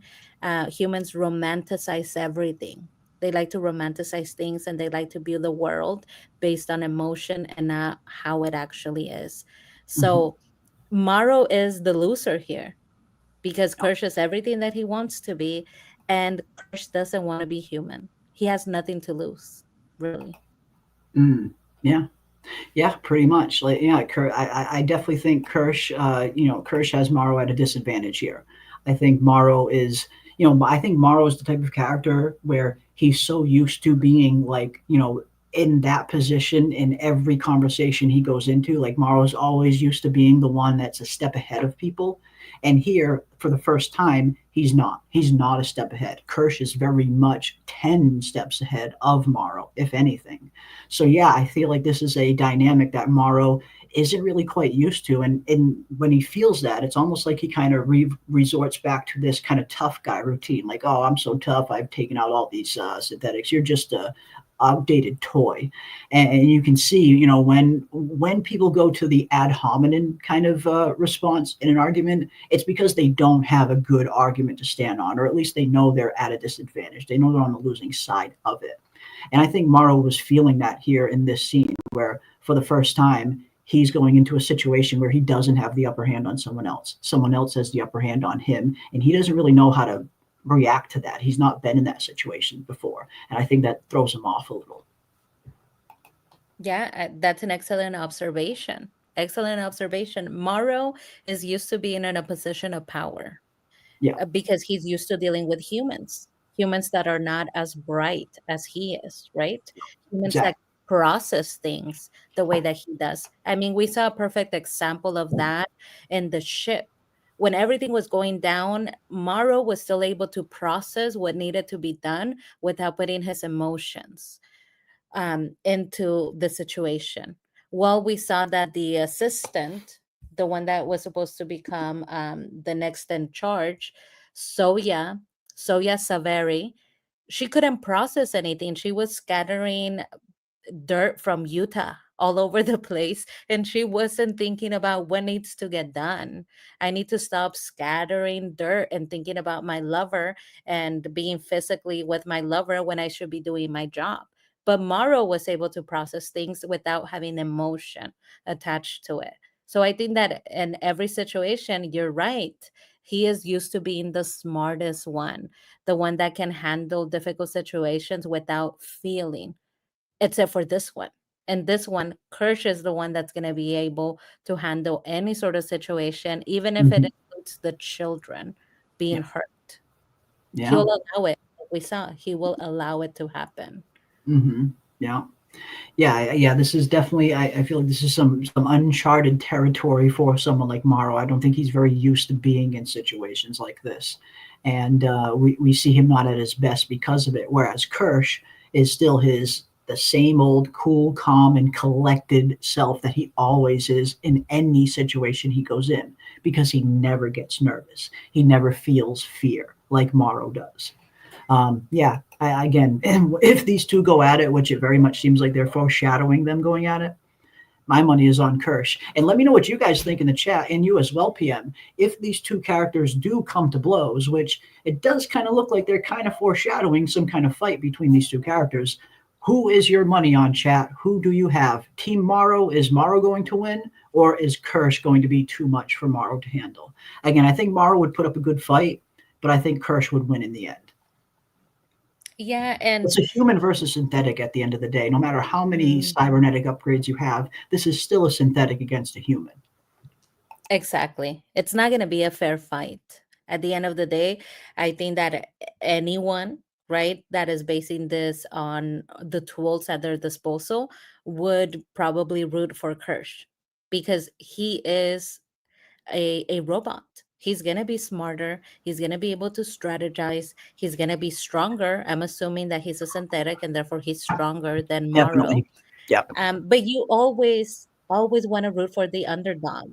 As True. as humanity, shouldn't we be rooting for the human? I mean, I'm used to rooting for anything that's not human. I'm always on the alien side, but other people, they love rooting for an underdog. So maybe we do have some Morrow fans in the chat. I don't know. Tell us what you guys. Hmm.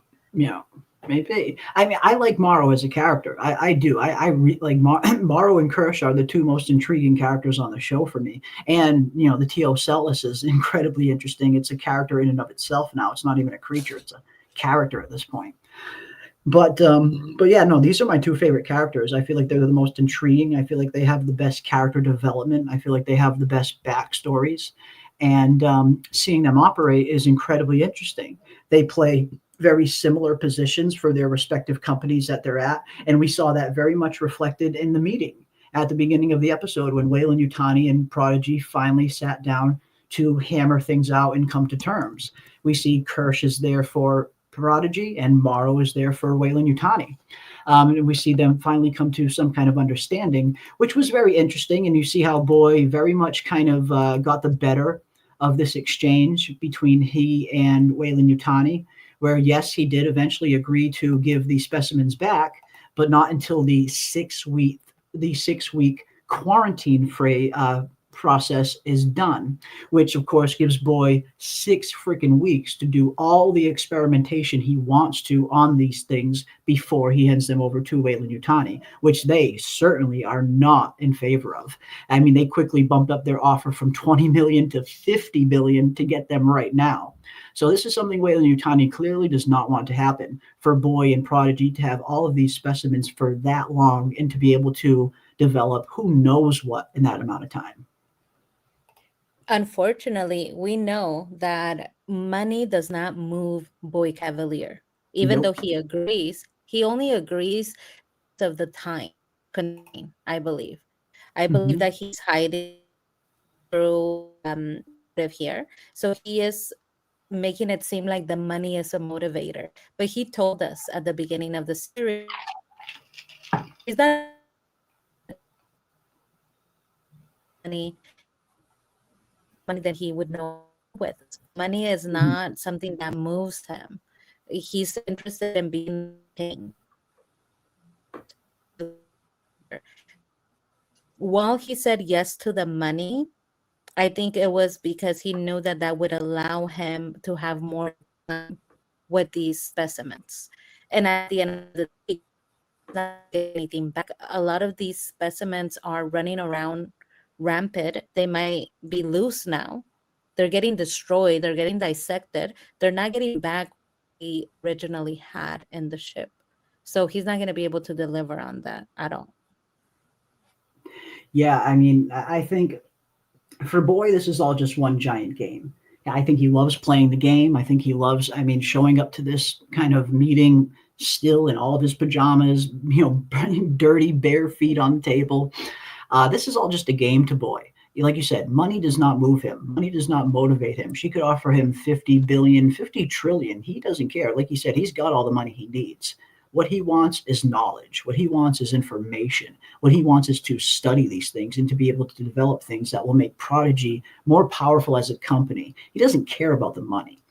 But no, yeah, I think it's I think this was a very interesting kind of meeting, how it kind of ended off the way it did. And again, we see Morrow and Kirsch playing their respective roles. But no, we have Rob who says, and this is another question I've been wondering as well. Teocelus's brain ball octopus has separate brains in each arm. Oh no, there was another one that I saw that I wanted to pull up, because yeah, I mean, anything is on topic. Anything you guys want to talk about, of course, is always on the menu. Anything alien related. Here it is. This one and this is one thing I've wondered as well, and I would love to get everybody's opinion on this in the chat and yours as well, PM. Because one thing we don't know about the Teocellus is, how does it replicate? How does it reproduce? Just about every living organism in existence has some kind of way to procreate, to replicate. Yet we don't know how the Teocellus does this. How does it achieve this? Does it lay eggs? Does it need a mate? What exactly goes on there? So does the eyeball calamari, the Teocellus, birth new eye thingies in bodies? Is this eyeball thingy an OG bad guy? Now, for the first part, I'm wondering this too, because again, it must have to have some kind of way to reproduce, to replicate itself, to propagate its line. Again, just about every living organism has some kind of way to procreate. Yet we don't know really much about the Teocellus. Could it potentially lay eggs in its victims? I don't know. I don't know. I guess we really don't really know that. The only kind of former victim that the Teocellus has been in up until this point has been the engineer and the cat. And it looked like both of those host bodies were incredibly destroyed by the time the Teocellus left the host. So if it did lay eggs inside either one of those bodies, they probably wouldn't have come to fruition because the host body was dead at that point. So no, I think that's a very interesting question. I don't know. How does the Teocellus reproduce? Do you think it lays eggs? Does it birth new Teocelluses? Like, how does this thing create more of itself, you think? Well, my theory with the Teocellus has been that it's asexual reproduction. So it reproduces through parthenogenesis. It doesn't need anyone or anything. When the time is correct on its life, sometimes there's animals here on Earth that do that.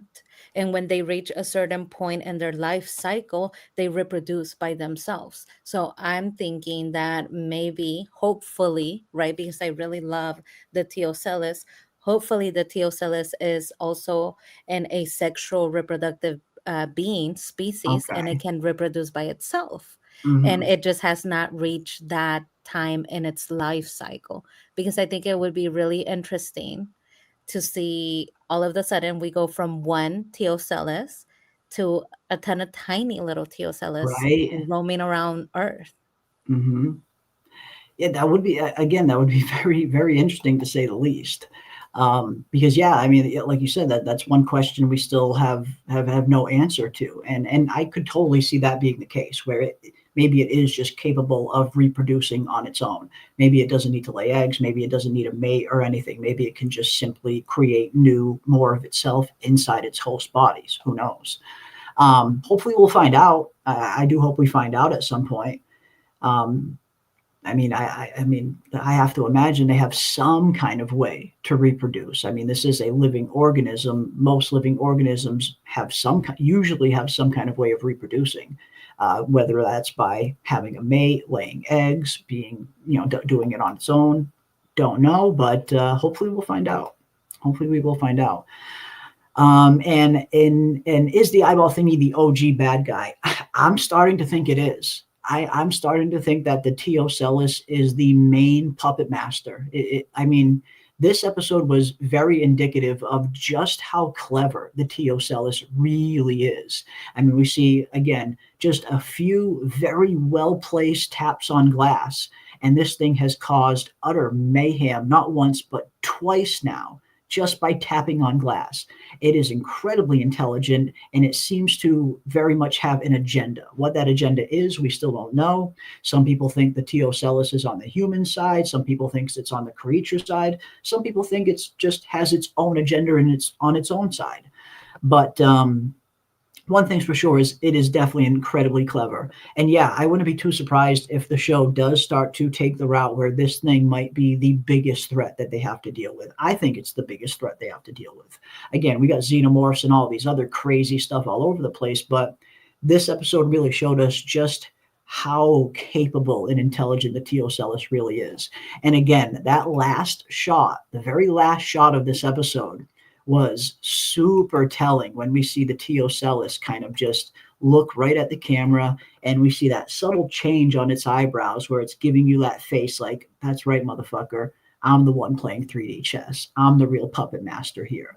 So I wouldn't be too surprised if they're setting this thing up to be a major threat. Yeah, and it would be a twist that you saw it coming, right? So you hinted at this in one of your videos where you were doing the prediction and recap for the show.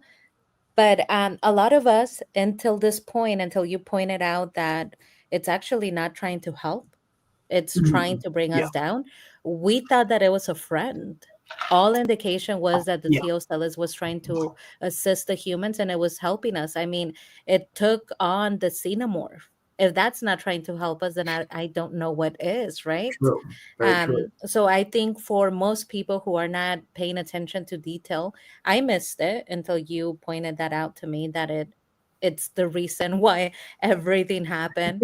Um, I think a lot of Fucking, us we're gonna be shocked if yeah. she is the villain and she is the puppet master. We're gonna be shocked.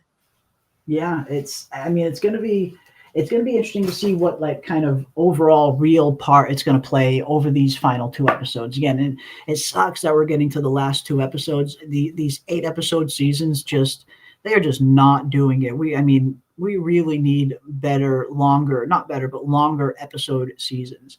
TV just continues to get shorter and shorter and shorter every freaking year, and it sucks. But yeah, heading into these final two episodes, what kind of role is the Teocellus ultimately going to play? Again, I think the Teocellus is ultimately heading for Boy. I feel like Boy and the Teocellus are on a collision course, and it's only a matter of time before that happens. Will that be at the end of this season, or will that be at the end of the overall series itself? Remains to be seen. I don't know. We do know that Noah Hawley was at least planning a multi-season arc, so there's going to be more than one season. This isn't it. So I don't know if we'll see the Teocellus take over Boy at the end of this season, or if that's something we'll see at the end of the series itself entirely. But at some point, I think Boy and the Teocellus are on a collision course. I mean, I feel like they foreshadowed it incredibly obviously at the beginning of the season with Boy looking at the Teocellus, pointing at himself and saying, me. And then when we think of some of other Boy's motivations for why he does anything, like you said, it's not money that motivates him. It's knowledge. He wants to meet that one person, that one being that he thinks is smarter than him, that can give him a conversation that will wow him. And I think he's going to get that here with the Teocellus when he finally meets a being that is more intelligent than him. That's right. And there was on the ship on the episode where we got to see what happened to the Maginot. I can't pronounce it correctly, guys, so I No, that was it. apologize. Maginot was it. That was it. That was good. When We get to see what happened to the Maginot. We have one of the crew members explain, basically summarize the show perfectly of how stupid intelligent people can be. Hubris at the end of the day. I think that that's the story we're looking. We're observing just a new take on the story that has been told before of people who think that they are more intelligent than they really are, who overlook simple, basic things because they think that they can find a loophole, and they bring species home that end up being their undoing. So I really like how you pointed out that Yeah, Boy Cavalier pointed at the Teocellus and just said, me. me. There was no follow-up. I thought that he was doing a Tarzan and Jane sort of thing where he was going to say, me, this is who I am. My name is Boy Cavalier. You, who are you? But no, all he did, he pointed out and he said, me. I'm your owner. And it was very arrogant. It came off as, you're inside this glass case. I own you. You're mine. All of this is me. I'm the one that did this, right? That's what Hmm. you would take from it, because it was not interested in communicating with her. It just pointed at Yeah, himself and said, me. So I really very. like how you pointed that out. And I think that's where it's going. I definitely agree with you. I think that Mhm. that's how it's gonna end. I do. I think that's how Boy's storyline is going to end. Again, it might not be at the end of this season. Maybe it'll be at the end of the series itself.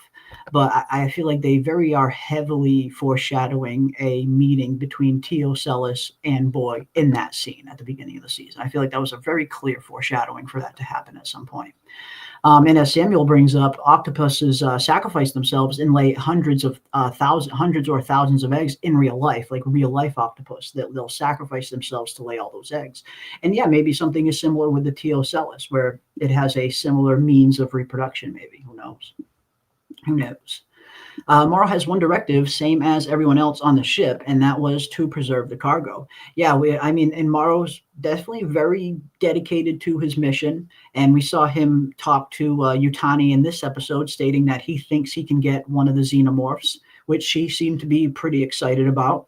And yeah, we're going to see how that plays out. Again, some of the trailers for the season before it began, there's some interesting scenes in some of those trailers that we haven't seen in any of the episodes yet, which obviously we're going to see in these final two episodes. But I have an idea as to where this thing is going to go with Dr. Arthur and the face hugger and what's really going to happen there.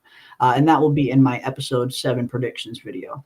But no, I mean, this was an interesting episode. I feel like you said earlier, PM, it definitely sets up a decent amount. Like there's a lot of setup for the final two episodes, but we got some interesting character development and some interesting moments in this episode in and of itself as well. Again, the Teocellus, incredibly interesting to watch this thing. Again, just all the havoc it can create with just a simple tap on the glass. The thing's a freaking genius. The whole foreshadowing between Morrow and Kirsch, that was probably my favorite scene of the episode. See, I love seeing these two interact. I really wish they would have had more scenes together. That's the only thing I regret. I wish we could have seen just a few more scenes of Morrow and Kirsch together. This is only their second scene together, and both times these characters meet, it's high tension, like high anxiety tension between these two. So I'm a little bummed we don't get more scenes of them, although when you have chemistry like this between two characters, you do kind of want to use it sparingly so that chemistry stays, very so these scenes stay very exciting. You don't want to kind of dull it down by showing too much of these two characters interacting too much. So I get that. But whenever these two are on screen together, it's a great freaking scene. And the foreshadowing of this Morrow versus Kirsch thing is very real. And I definitely think we're going to see these two come to blows by the end of the season. Mm. And again, my money's on Kirsch. Yeah, and you know what? I would like for them to write this coming to a head in a more interesting way than it be physical. Because if it's just Maybe. physical, Kirsch is going to win. He's Yeah. synthetic. He's gonna win. Mhm. But What's interesting about the back and forth that they have is that this is not a battle of strength, it's a battle of wits. Who can outsmart the other, right? Who can strategize in a way that they could get what they want from the other person or the other company. So if Hmm. they leave it at that, if this finalizes into just a grand battle of wits, who was able to capture the other person without it necessarily getting physical, I think that that would make it more interesting. Because if it's physical, then yeah, I mean, we have to vote Kirsch. It's obvious that he's going to be the one to win. But if Hmm. it's based on intelligence, then Morrow has a chance. Morrow has Hmm. a chance, right? Um, A better but chance, at least. a better chance. I do Yeah. see in the chat they're talking about the doctor. That was something that you also theorized, and I think that that's coming to a head too. The Hmm. doctor, so the husband, they're married, right? The doctor Silva, Yep. Arthur. Yep. um, Arthur and Dame Yep. Sylvia. Arthur has been saying, and we talked about this on the other live stream, but he has been saying, you know, blowing the whistle, somebody's going to get hurt. This is really bad. You can't treat the Yeah. children this way. This is not going to go well. Somebody's going to get severely hurt. You can't push them. You're pushing them to the limit. He's the only one that has been sounding the whistle, Yep. sounding the alarm. And we talked in the live stream that is foreshadowing the person that's going to end up getting hurt is him. And in fact, it was Mm. him. He was Yep. the one that ended up getting hurt. He never made it out of company property. He ended up losing his life there because now he is the host for a xenomorph. And he Yeah. was the one that was saying somebody's going to get hurt. I think that Dame Sylvia, her morality is going to be now tested because she has Yes. been able to convince herself that what she is doing is correct. Now that it's personal, she says that she cares for the children, but at the end of the day, they are test subjects, like Wendy stated. We are not your real children. You don't actually care about us. You're testing on Yeah. us. Yeah. And so she has been able to get around that. But can she process that and morally get around the fact that now her husband's body is a host for one of the species? Is she going to be able to accept that?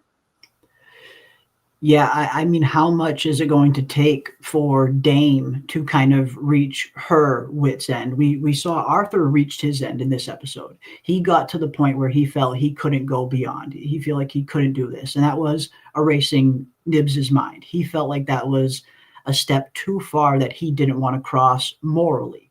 And yeah, he lost his job, and then later on, he's going to lose his life because of it. So yeah, you're 100% right. That's going to put Dr. Dame in a very interesting position once she finds out all of this. Once she sees her husband in this state, is she still going to be loyal to Prodigy? Is she still going to be putting these hybrids first, or is her husband going to become her priority? Yeah, she's going to have some deep soul searching to do when all of this comes to light. Because yeah, he paid the ultimate price, and it's unfortunate because he was one of the few characters who genuinely was out there looking out for the hybrids' well-being, and he's the one that ends up paying the price for it. And it's just kind of unfortunate. He was the one person they really had in their corner that had their best interest at heart. Yes. But and let's not forget, there was upward movement in the episode because before he became a host to the Facehugger, he did something great. He talked to Wendy's brother, Hermit, and he showed him on the computer because he couldn't verbally say, "You need to get out of here. This is not a good place. Take your sister and run." He went on the computer, showed Hermit that they are not okay, and also disabled the tracking on Yeah, the synthetics. yeah. So Hermit, now has the possibility of escaping the facility with Wendy without them being tracked. So he Hmm. did do something really amazing for them as his last act before he unfortunately became host to the Facehugger. That gives Hmm. them the possibility of running away now. Yeah, that's very true. I mean, he struck one final blow before he ended up losing his life, or is going to lose his life. Yeah, no, Wendy's a child, doesn't have a husband. We're talking about Dr. Dame. Dr. Dame and Arthur are husband and wife. But and how is he? How do you know he's dead? Well, because he's got a face hugger around his face. The natural life cycle of the xenomorph is next a chest burster is going to burst through his chest and he's going to be dead. So yeah, Dr. Arthur is all but dead already. He is a walking, talking corpse. As soon as that face hugger touched his face, his fate was sealed. So he will definitely die when the xenomorph pops through his chest. And again, it's going to be interesting to see how Dr. Dame handles that. But although, as Elizabeth brings up, will Dame even find out about that right away? I mean, it might take a little bit before she even finds out about that. Again, covering up the doctor's death is going to be a lot easier for Kirsch than covering up Toodles. They fired the doctor. So for him to all of a sudden just disappear, they can at least pass that off a little bit more believably, like we fired him and he left the premises. That's it. We don't know where he went.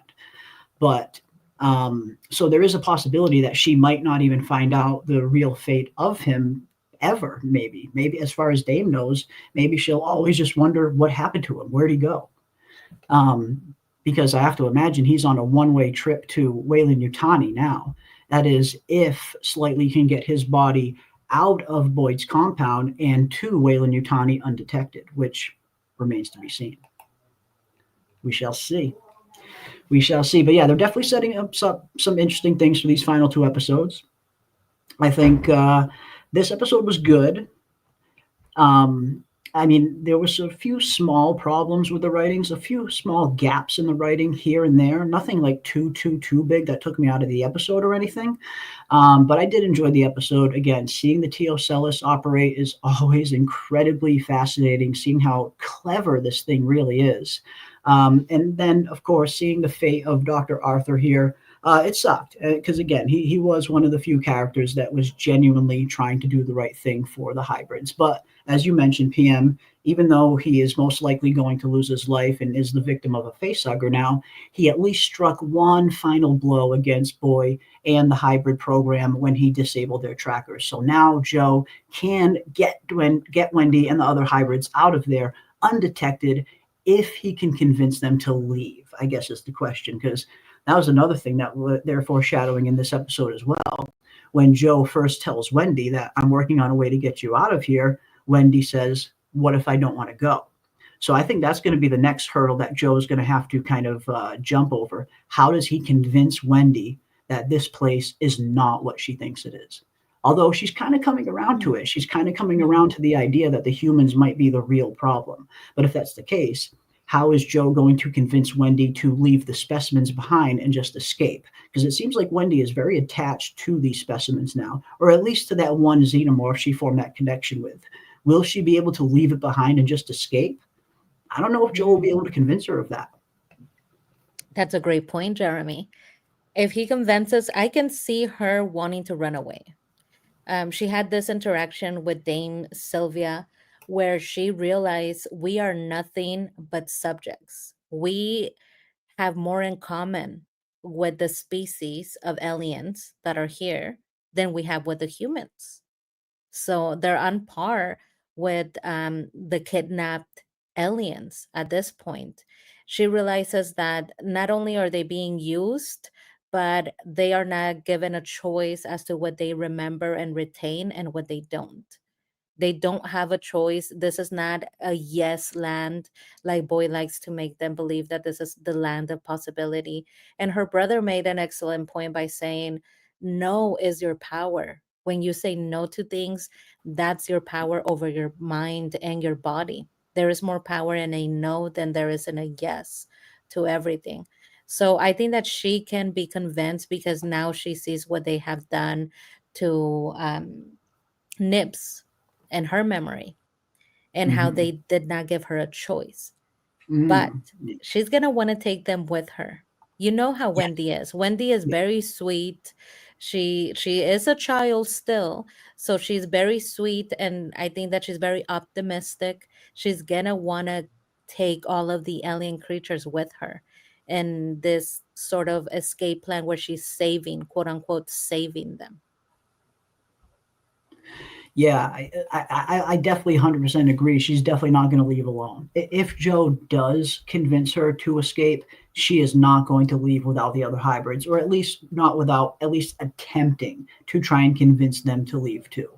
And again, up until this episode, she wasn't really quite seeing what Prodigy really was, the kind of character, the kind of person that boy really was. She's always referring to him as, oh, the boy genius says this, the boy genius said that. She kind of had this reverence for him almost.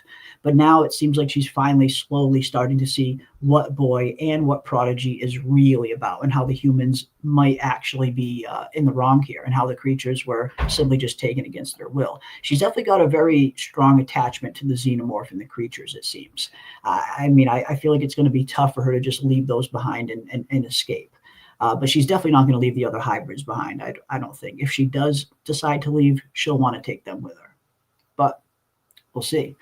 How they're going to escape the compound is the question. Like they said, they're on an island in the middle of freaking nowhere.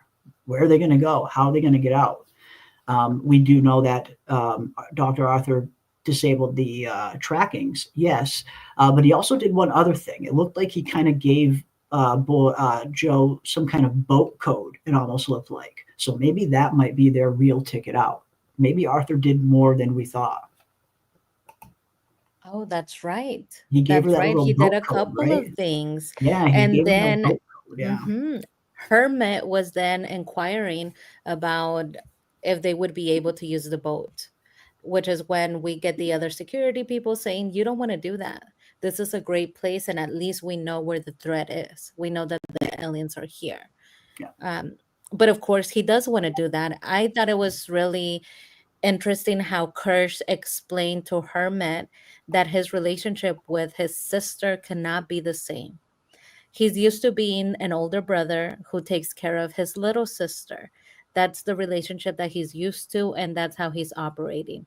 But I really like how Kirsch put it in this episode. He said, when you're asking me on how to take care of Wendy, that's like an onion asking how to take care of a star. An onion will die and decay, right? It's organic matter. Yeah. A star is it's unreachable, first of all. And Yeah. two, you could never take care of it. It's going to outlive you. Yeah.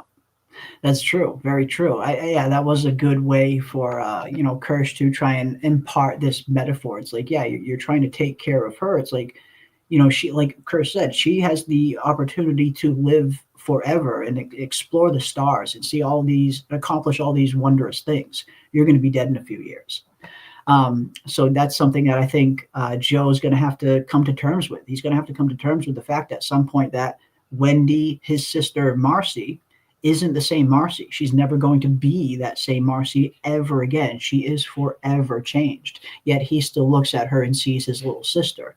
And that's something he's going to have to come to the realization of. This is not the same little sister that you once knew. She's something different now. And even she is starting to finally come to terms with that, where up until this point, she was always calling herself human. I am human. Now she's starting to realize, maybe I'm not human. Maybe I am something else. So yeah, they're gonna, they both have some realizations to come to by the time this is all over. That's for sure. That's for sure. But this is an interesting idea. Susie says, I think there's an ancient history between the xenomorphs and the Teocellus. Just ask David. He totally knew. Yeah, maybe. Who knows? But no, I like that idea. And we talked a little bit about that last week in terms of why did the Teocellus attack the xenomorph? I mean, we saw that it easily could have killed the human, the acting captain at the time, yet all the Teocellus did was knock her out and kind of left her be. Yet he goes and full on attacks the xenomorph. Why is that exactly? And yeah, part of me wondered, are they just ancient rivals? Is there just some kind of ancient rivalry between these two species? Or are they just naturally opposed to one another? Do they just naturally sense that they are enemies? I don't know, but it definitely seems like the Teocellus has some kind of beef with the xenomorph, considering how it just completely attacked it and took a big fucking chunk out of its head. It bit it. It literally bit the xenomorph last week's episode. So yeah, is there some kind of ancient feud there between the Teocellus and the xenomorph? Who knows? Maybe. Maybe. I really like, Susie, how you point out that the Teocellus is always going to have beef with the xenomorph because to begin with, he doesn't have eyes. Eyes are Not pretty visible. important. You know. Exactly. Eyes are pretty important. So I really like how you point that out in the chat. Um, they don't have what the Teocellus would require to take over it. So Mhm. maybe just by not being a perfect host, the Teocellus is going to have a problem with it. I Maybe. still think he was Maybe. the Teocellus. She was trying to help the humans. I still think she was. Does she have her A lot own of people. agenda? Yes. Yeah. hmm Yeah, I mean, it's definitely a some kind of agenda that it's working out on its own, but that was very interesting. And yeah, I mean, the xenomorphs don't have like visible eye sockets. They have like these underneath eyes, but as Gravewalker brings up, and as we talked about last week as well, the xenomorphs also have acid for blood. So if the Teocellus tried to burrow its way inside a xenomorph, it might just end up killing itself because of the acid blood. So it doesn't seem like it's a compatible mix. And yeah, maybe that is why the Teocellus doesn't like the xenomorph, because it knows it's the perfect host that it knows it can never have. Mm. I like that. I like that. It's something that it can't hurt. The Teocellus can just about hurt any other organic thing, but Mhm. not the xenomorph. So the xenomorph could probably take over a group of Teocellus. That's a great point. And we know that there's a hierarchy. Even here on Earth, there's Yeah. there's a hierarchy of things that can overpower us and can eat us and can be dangerous to us. Mhm. And based on your intellect, you can overpower those things, even if they are stronger than you, Yeah. if your intellect is higher than theirs, like us humans. Animals are so much more strong than we are, right? Yeah. Yeah. More fierce, more dangerous, but we're more intelligent. And so we Mhm. rule the planet while they have to stay in their spaces. So Very maybe it's true. like that. Yeah. I mean, oftentimes, yeah, history has shown that higher intelligence will triumph over just brute strength, something that's just stronger than you. Intelligence, being able to strategize, having a thinking and working brain is a huge factor in moments like this. And yeah, that's why the humans are the dominant species on Earth, even though we're far from the strongest or the fastest. But yeah, I mean, I think this whole dynamic between the Teocellus and the xenomorph is very interesting. I mean, I don't see how the Teocellus would ever be able to take over a xenomorph, even though I imagine that would probably be a host it would love to get its hands on. But yeah, whatever rivalry there is between them two, why the Teocellus attacked the xenomorph in last week's episode, hopefully we'll get a definitive answer at some point. Hopefully. But yeah, and if the Teocellus gets in the ocean and gets onto a shark or a whale, the species could multiply into the millions. Maybe. I mean, and definitely, just judging by the Teocellus and its physiology, it very much looks like it's a creature that's easily capable of surviving on land and in sea. It definitely looks aquatic. It's got that squid-like feature to it as well. So yeah, I imagine it could easily thrive in the oceans of Earth and just hop from creature to creature, gaining intelligence along the way. But I'm looking forward to seeing where this is all going to go. Again, that very interesting close-up shot we get of the Teocellus at the end of this episode was such an interesting and foreboding shot. Like there, we're zooming super close in on it, almost like this is the Teocellus's version of saying, "That's right, motherfucker. I'm the real puppet master here. I'm the one that's really playing 3D chess." The way that it is just going around causing mayhem left and right with just a few little taps on the glass. This thing is formidable, and I wouldn't be too surprised if it ends up becoming one of the bigger or the biggest threats on the show, or at least as big a threat of as the xenomorph itself. Because again, this thing is incredibly intelligent. Yeah. The perfect definition of work smarter, not Not harder. harder, It hasn't had to strain itself at all. It's like doing bare minimum and getting everything it wants Mhm. so far. Um, yeah, but I love the Teocellus. I'm still a fan of the Teocellus. So I'm still hoping that we get that turnaround, because if they describe the Teocellus as baby Yoda, that gives me hope that she's going to change her ways. Mhm. Maybe like a Sarah from. Yeah. Yeah. Yeah. Maybe. Maybe. Very true. Very true. Yeah, whatever the case, whatever is going on with this Teocellus, it's clearly very intelligent, and it seems to have some kind of agenda of its own. I don't think it's on anyone's side personally. I don't think it's on the human side. I don't think it's on the creature side. I think it's on its own side. I think it simply has its own agenda, and it is, playing 3D chess as it will and maneuvering itself into position to do something.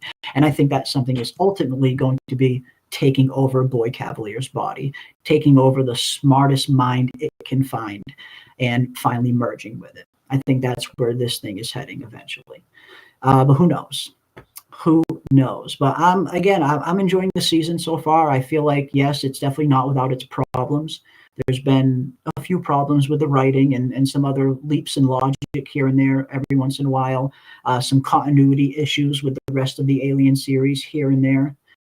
But overall, I'm enjoying the series. I think this was a pretty decent episode. And I think it set up some pretty interesting things for the final 2 episodes. Of course, not only foreshadowing what the Teocellus is really up to and what its master plan really is, but I also love the foreshadowing of Kirsch versus Morrow as well. And I like what you mentioned in terms of their clash when it eventually comes. Maybe it's not just going to be physical. Maybe there's going to be an intellectual aspect to it as well. I like that idea. But overall, Millennium gives this episode a 7, and that's exactly what I was going to ask each and every one of you. What would you guys give this episode on a scale from 1 to 10, with 1 being horrible and 10 being perfect?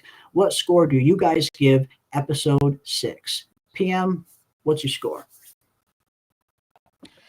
I'm thinking that this would be a 6.5 Mm-hmm. for the episode. Okay. The Teocellus gets a 10. A 10 out of 10 for the Teocellus. Nice. How about you? I'm kind of teetering back and forth between 7 and 7.5. I'm kind of in that range. Part of me wants to give it the extra 0.5 because I really did enjoy some of the Teocellus scenes and some of the other foreshadowing moments. But there were some gaps in the writing and some leaps in the logic in this episode in a few cases that were a little hard to ignore. So for me, I'm going to give this one a 7. I'm going to give this one a solid 7, even 7. I enjoyed the episode. I think it did a lot of things right, had a few small problems, but overall set up some really good things for the final 2 episodes. So yeah, 7 for me. 7. How about for the Teocellus? I want you guys to rate the Teocellus on its The own. Teocellus, The strategies so far, what are you rating the Teocellus? the Teocellus on its own, in terms of being a character on itself and its strategy and its the overall mayhem it has been able to cause with just a few taps on the glass, I got to give the Teocellus a 9 out of 10 by itself. Just the pure Teocellus gets a 9 for me. Definitely. It's awesome. But yeah, let us know your scores in the chat, guys. What do you give episode 6, and what do you give the Teocellus? We got a 7.5. We got a 7 in the chat. We got an 8 in the chat. So okay, awesome. Millennium with a 7, nice. 7.5, a 7, and 8. Awesome stuff. Episode 5 was the best so far. Yeah, for me, episode 5 was the best. I definitely agree with you there. Episode 5 was my favorite episode so far. It was the most complete story-wise. It had a very clear-cut beginning, middle, and ending story act. It was a beautiful 3-act structure crammed in one episode of television, which kind of made it feel like it wasn't even an episode of television. Episode 5 felt like a mini film, a mini movie. It didn't really feel like an episode of TV. It had that kind of feature film feel to it because it was so complete in its storytelling. So yeah, episode 5 for me is still the best episode of the season. But again, I enjoyed this one. Mother of Dragons gives it a 7.5. Awesome. Love it. Samuel gives it an 8 out of 10. For the TO, a 10. Star gives the TO a 0 out of 10. Yeah, Star is not a fan. Star has not come around to the brilliance and the majesty of the Teocellus yet. Star is a TO hater up until this point. Unfortunate. Unfortunate, Star. If Tio has a hater, it's Star. And if it has no haters, then Star is gone. Because Star has been saying Tio Celis is a jerk. And you know what?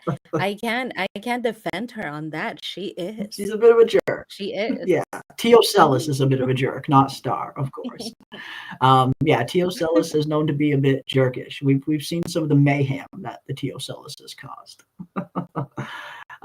But yeah, 0 out of 10 for the Tio Celis from Star. Millennium gives the Tio Celis a 10. Mother of Dragons gives the Tio Celis a 10. Susie gives the Tio Celis a full 10. Everybody is giving the Tio Celis a 10 or a 9 from Elizabeth. Yeah, I'm right there. I'm at a 9 as well. Samuel gives the Tio Celis a 10 out of 10 as well. Awesome. Awesome. The highest score for the info dump episode, 7.5. Awesome. And of course, Star's Team Xeno at the end of the day. Okay. Team Xenomorph it is. Nice. But yeah, this was good. Yeah, Tio Celis was the best innovation of the series. I agree. In terms of like all of these new aliens that we got, some of them are kind of interesting. Some of them we know nothing about still. Like the whole planet freaking alien that they haven't even really touched on yet. We know nothing about that thing, what it's capable of, what its purpose is.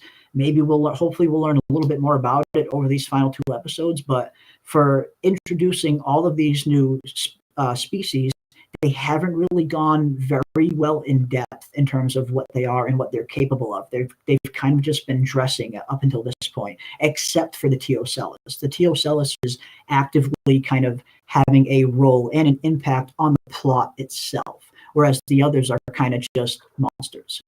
But yeah, in terms of that plant-like creature, we still know nothing about that thing, and hopefully we'll learn a little bit more about it at this point. But up until now, yes, the Tio Celis has been the best addition to the show on top of the Xenomorph. I agree, 100%. 100%. I don't think the TO is helping anyone but herself. LOL, a-hole for sure. And that's kind of where I'm leaning as well, Elizabeth. I think the TO Celis has its own agenda in mind. I don't think it's helping the humans. I don't think it's helping the creatures. I think it's just helping itself. But we shall see. We shall see. But yeah, interesting episode so far. Very, very interesting episode. And here we go, folks. We are now getting into the final 2 episodes of Alien Earth. Only 2 episodes left. Again, these 8-episode seasons, they really come and go in the blink of a freaking eye. But overall, I am definitely enjoying the series, even though it's got a few problems here and there. I'm definitely enjoying it a lot more than I'm not enjoying it. I think between this and Foundation, those are probably the 2 shows that I'm enjoying the most that are currently on TV right now. So yeah, here we go. 2 episodes left, ladies and gents. Looking forward to seeing how this whole thing ends. And hopefully we get some kind of confirmation that they will be getting a season 2. Because we do know that Noah Hawley was at least planning to doing a multiple season arc. It doesn't look like this is going to be a mini series 1 and done. It looks like they're at least hoping they're going to get a second season. And I imagine they will. From what I gather, from what I've looked, they're pulling pretty decent viewers every week. So they'll probably get their second season maybe by the time the season is over, they'll announce that season 2 is coming. But here we go. Final 2 episodes, PM. You ready? I am so ready. So ready. And I really do think that the Tio Celis will shine at the end of the day, and we're gonna get that battle between Kirsch and Morrow, which is the most interesting thing right now for me in the show. Is those 2 characters. Is it perfect? No. But very, very few things are, right? I still think I'm having a lot of fun. It's very entertaining. The storyline, while sometimes the writing doesn't make sense, for the most part, the characters are good and you care for most of them. I know that we talked about how there's some characters that we didn't really get a lot of, and so we don't really care for them. We care for Wendy. Wendy is so likable, and her brother Hermit, Kirsch, right? Most of the characters are very well written. So I'm having fun and I like the show. Awesome. Absolutely love it.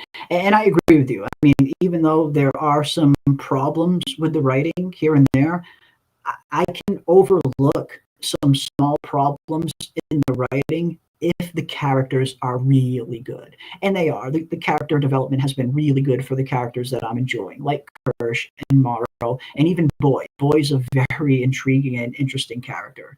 He might be a bit of, certainly playing the antagonistic role. But Boy's a very interesting character as well, and I think the acting from the actor who's playing Boy has been doing a really good job as well. So yeah, even though there's a few problems in the writing here and there, I can kind of overlook them every once in a while if the characters are really, really good. And again, I think they are for the most part here. Most of them, not all of them, but most of the characters are pretty good. There we have it, folks. Episode 6 is in the books, and we now take a look ahead to the final 2 episodes. Now, of course, I will have a full, more in-depth breakdown of episode 6 up on the channel at some point in the next few days, along with my usual episode 7 trailer breakdown as well, and my episode 7 predictions video. That will be up on the channel pretty soon, too.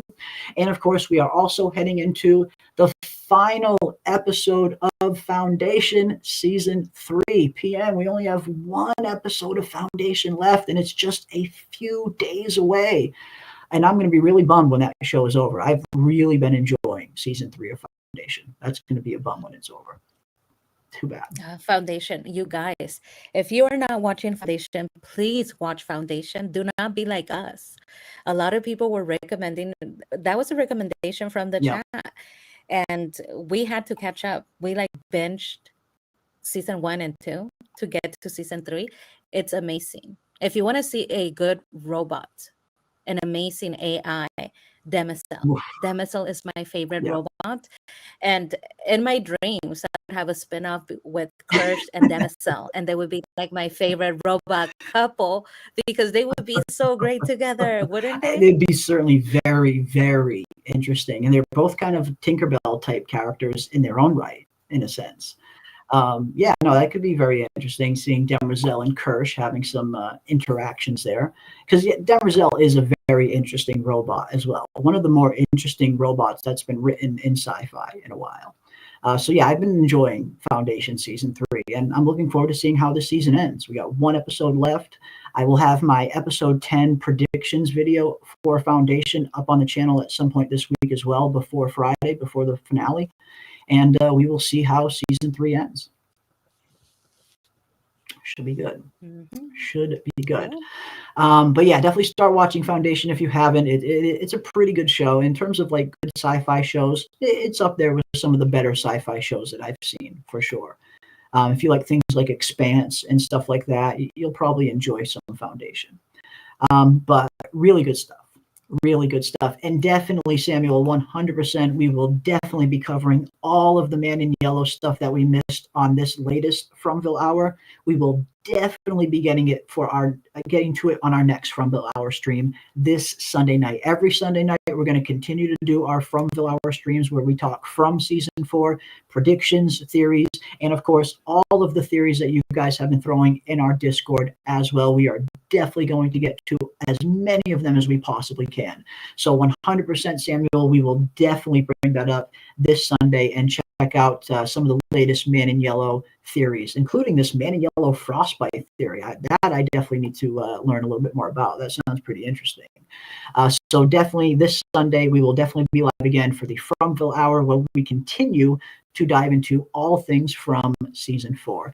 And of course, next week, right here, same day, same time, Tuesday, 9:30 p.m. Eastern, we will be going live for our Episode 7 Alien Earth live after show discussion after we see where the story is going to take us next. But for now, I want to give a big thank you to each and every one of you. Why isn't there any Tinkerbell in this Peter Pan analogy? There is. In Alien Earth, there is. The Tinkerbell in Alien Earth is Kirsch. Kirsch is the Tinkerbell. And I did, for anyone who wants to get a closer look at some of the deeper kind of influence that Peter Pan had on Alien Earth, beyond just Wendy and the Lost Boys. When you break it down and look a little bit deeper, just about every single character on Alien Earth was modeled in one way or another off of a Peter Pan character.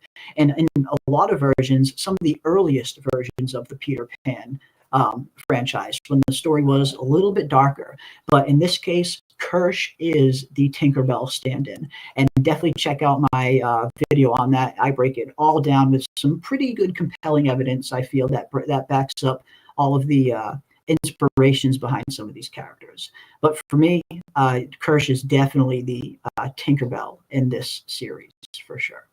For sure. There it is. Thank you. Thank you very much, PM. There is the Peter Pan Alien Earth video right there. Check it out at your leisure, and leave a comment below and let me know what you guys think after you watch it. But awesome stuff, guys. Definitely looking forward to seeing where episode 7 takes us. Been enjoying Alien Earth up until this point. We've got 2 episodes left. We'll be covering both of them, of course, right here on the channel. And, of course, we also have Stranger Things Season 5 right around the corner. We have the Talamasca that is coming pretty soon as well from the Anne Rice universe, which I will probably be covering on the show if the show's good. I am a big fan of Anne Rice's novels, and Talamasca has an interesting part to play in her universe, which it's getting its own show. So I might be covering that. And of course, we also have It Return to Derry coming very, very, very soon, ladies and gentlemen. And anyone who knows me knows I'm a huge Pennywise fan. I'm absolutely obsessed with that character and all of the lore and mythology that comes with him. So we will definitely be covering It, Welcome to Derry, on the channel here as well. And of course, with 28 years later, just dropping their first trailer for the upcoming Bone Temple, we will be doing tons of coverage on 28 years later, leading up to the Bone Temple in January as well. But until next time, I want to give a big thank you to each and every one of you for hanging out with us. A huge thank you to my awesome co-host, PM. And of course, a big thank you to all of the channel members and everybody who has supported us over these last few years.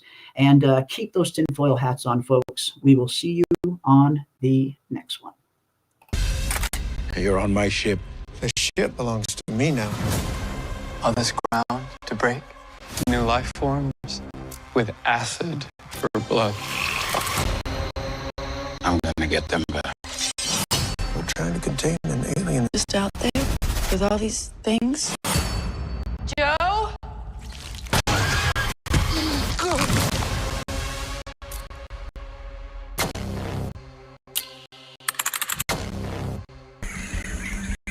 They shouldn't be here. Species from other worlds, millions of years old. Killers.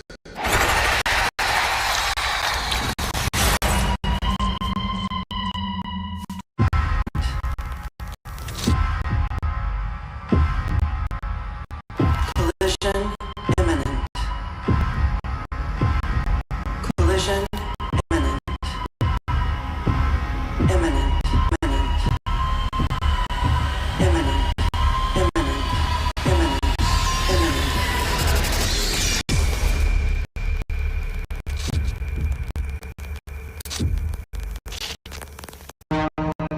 Feels good, doesn't it? But there's a price.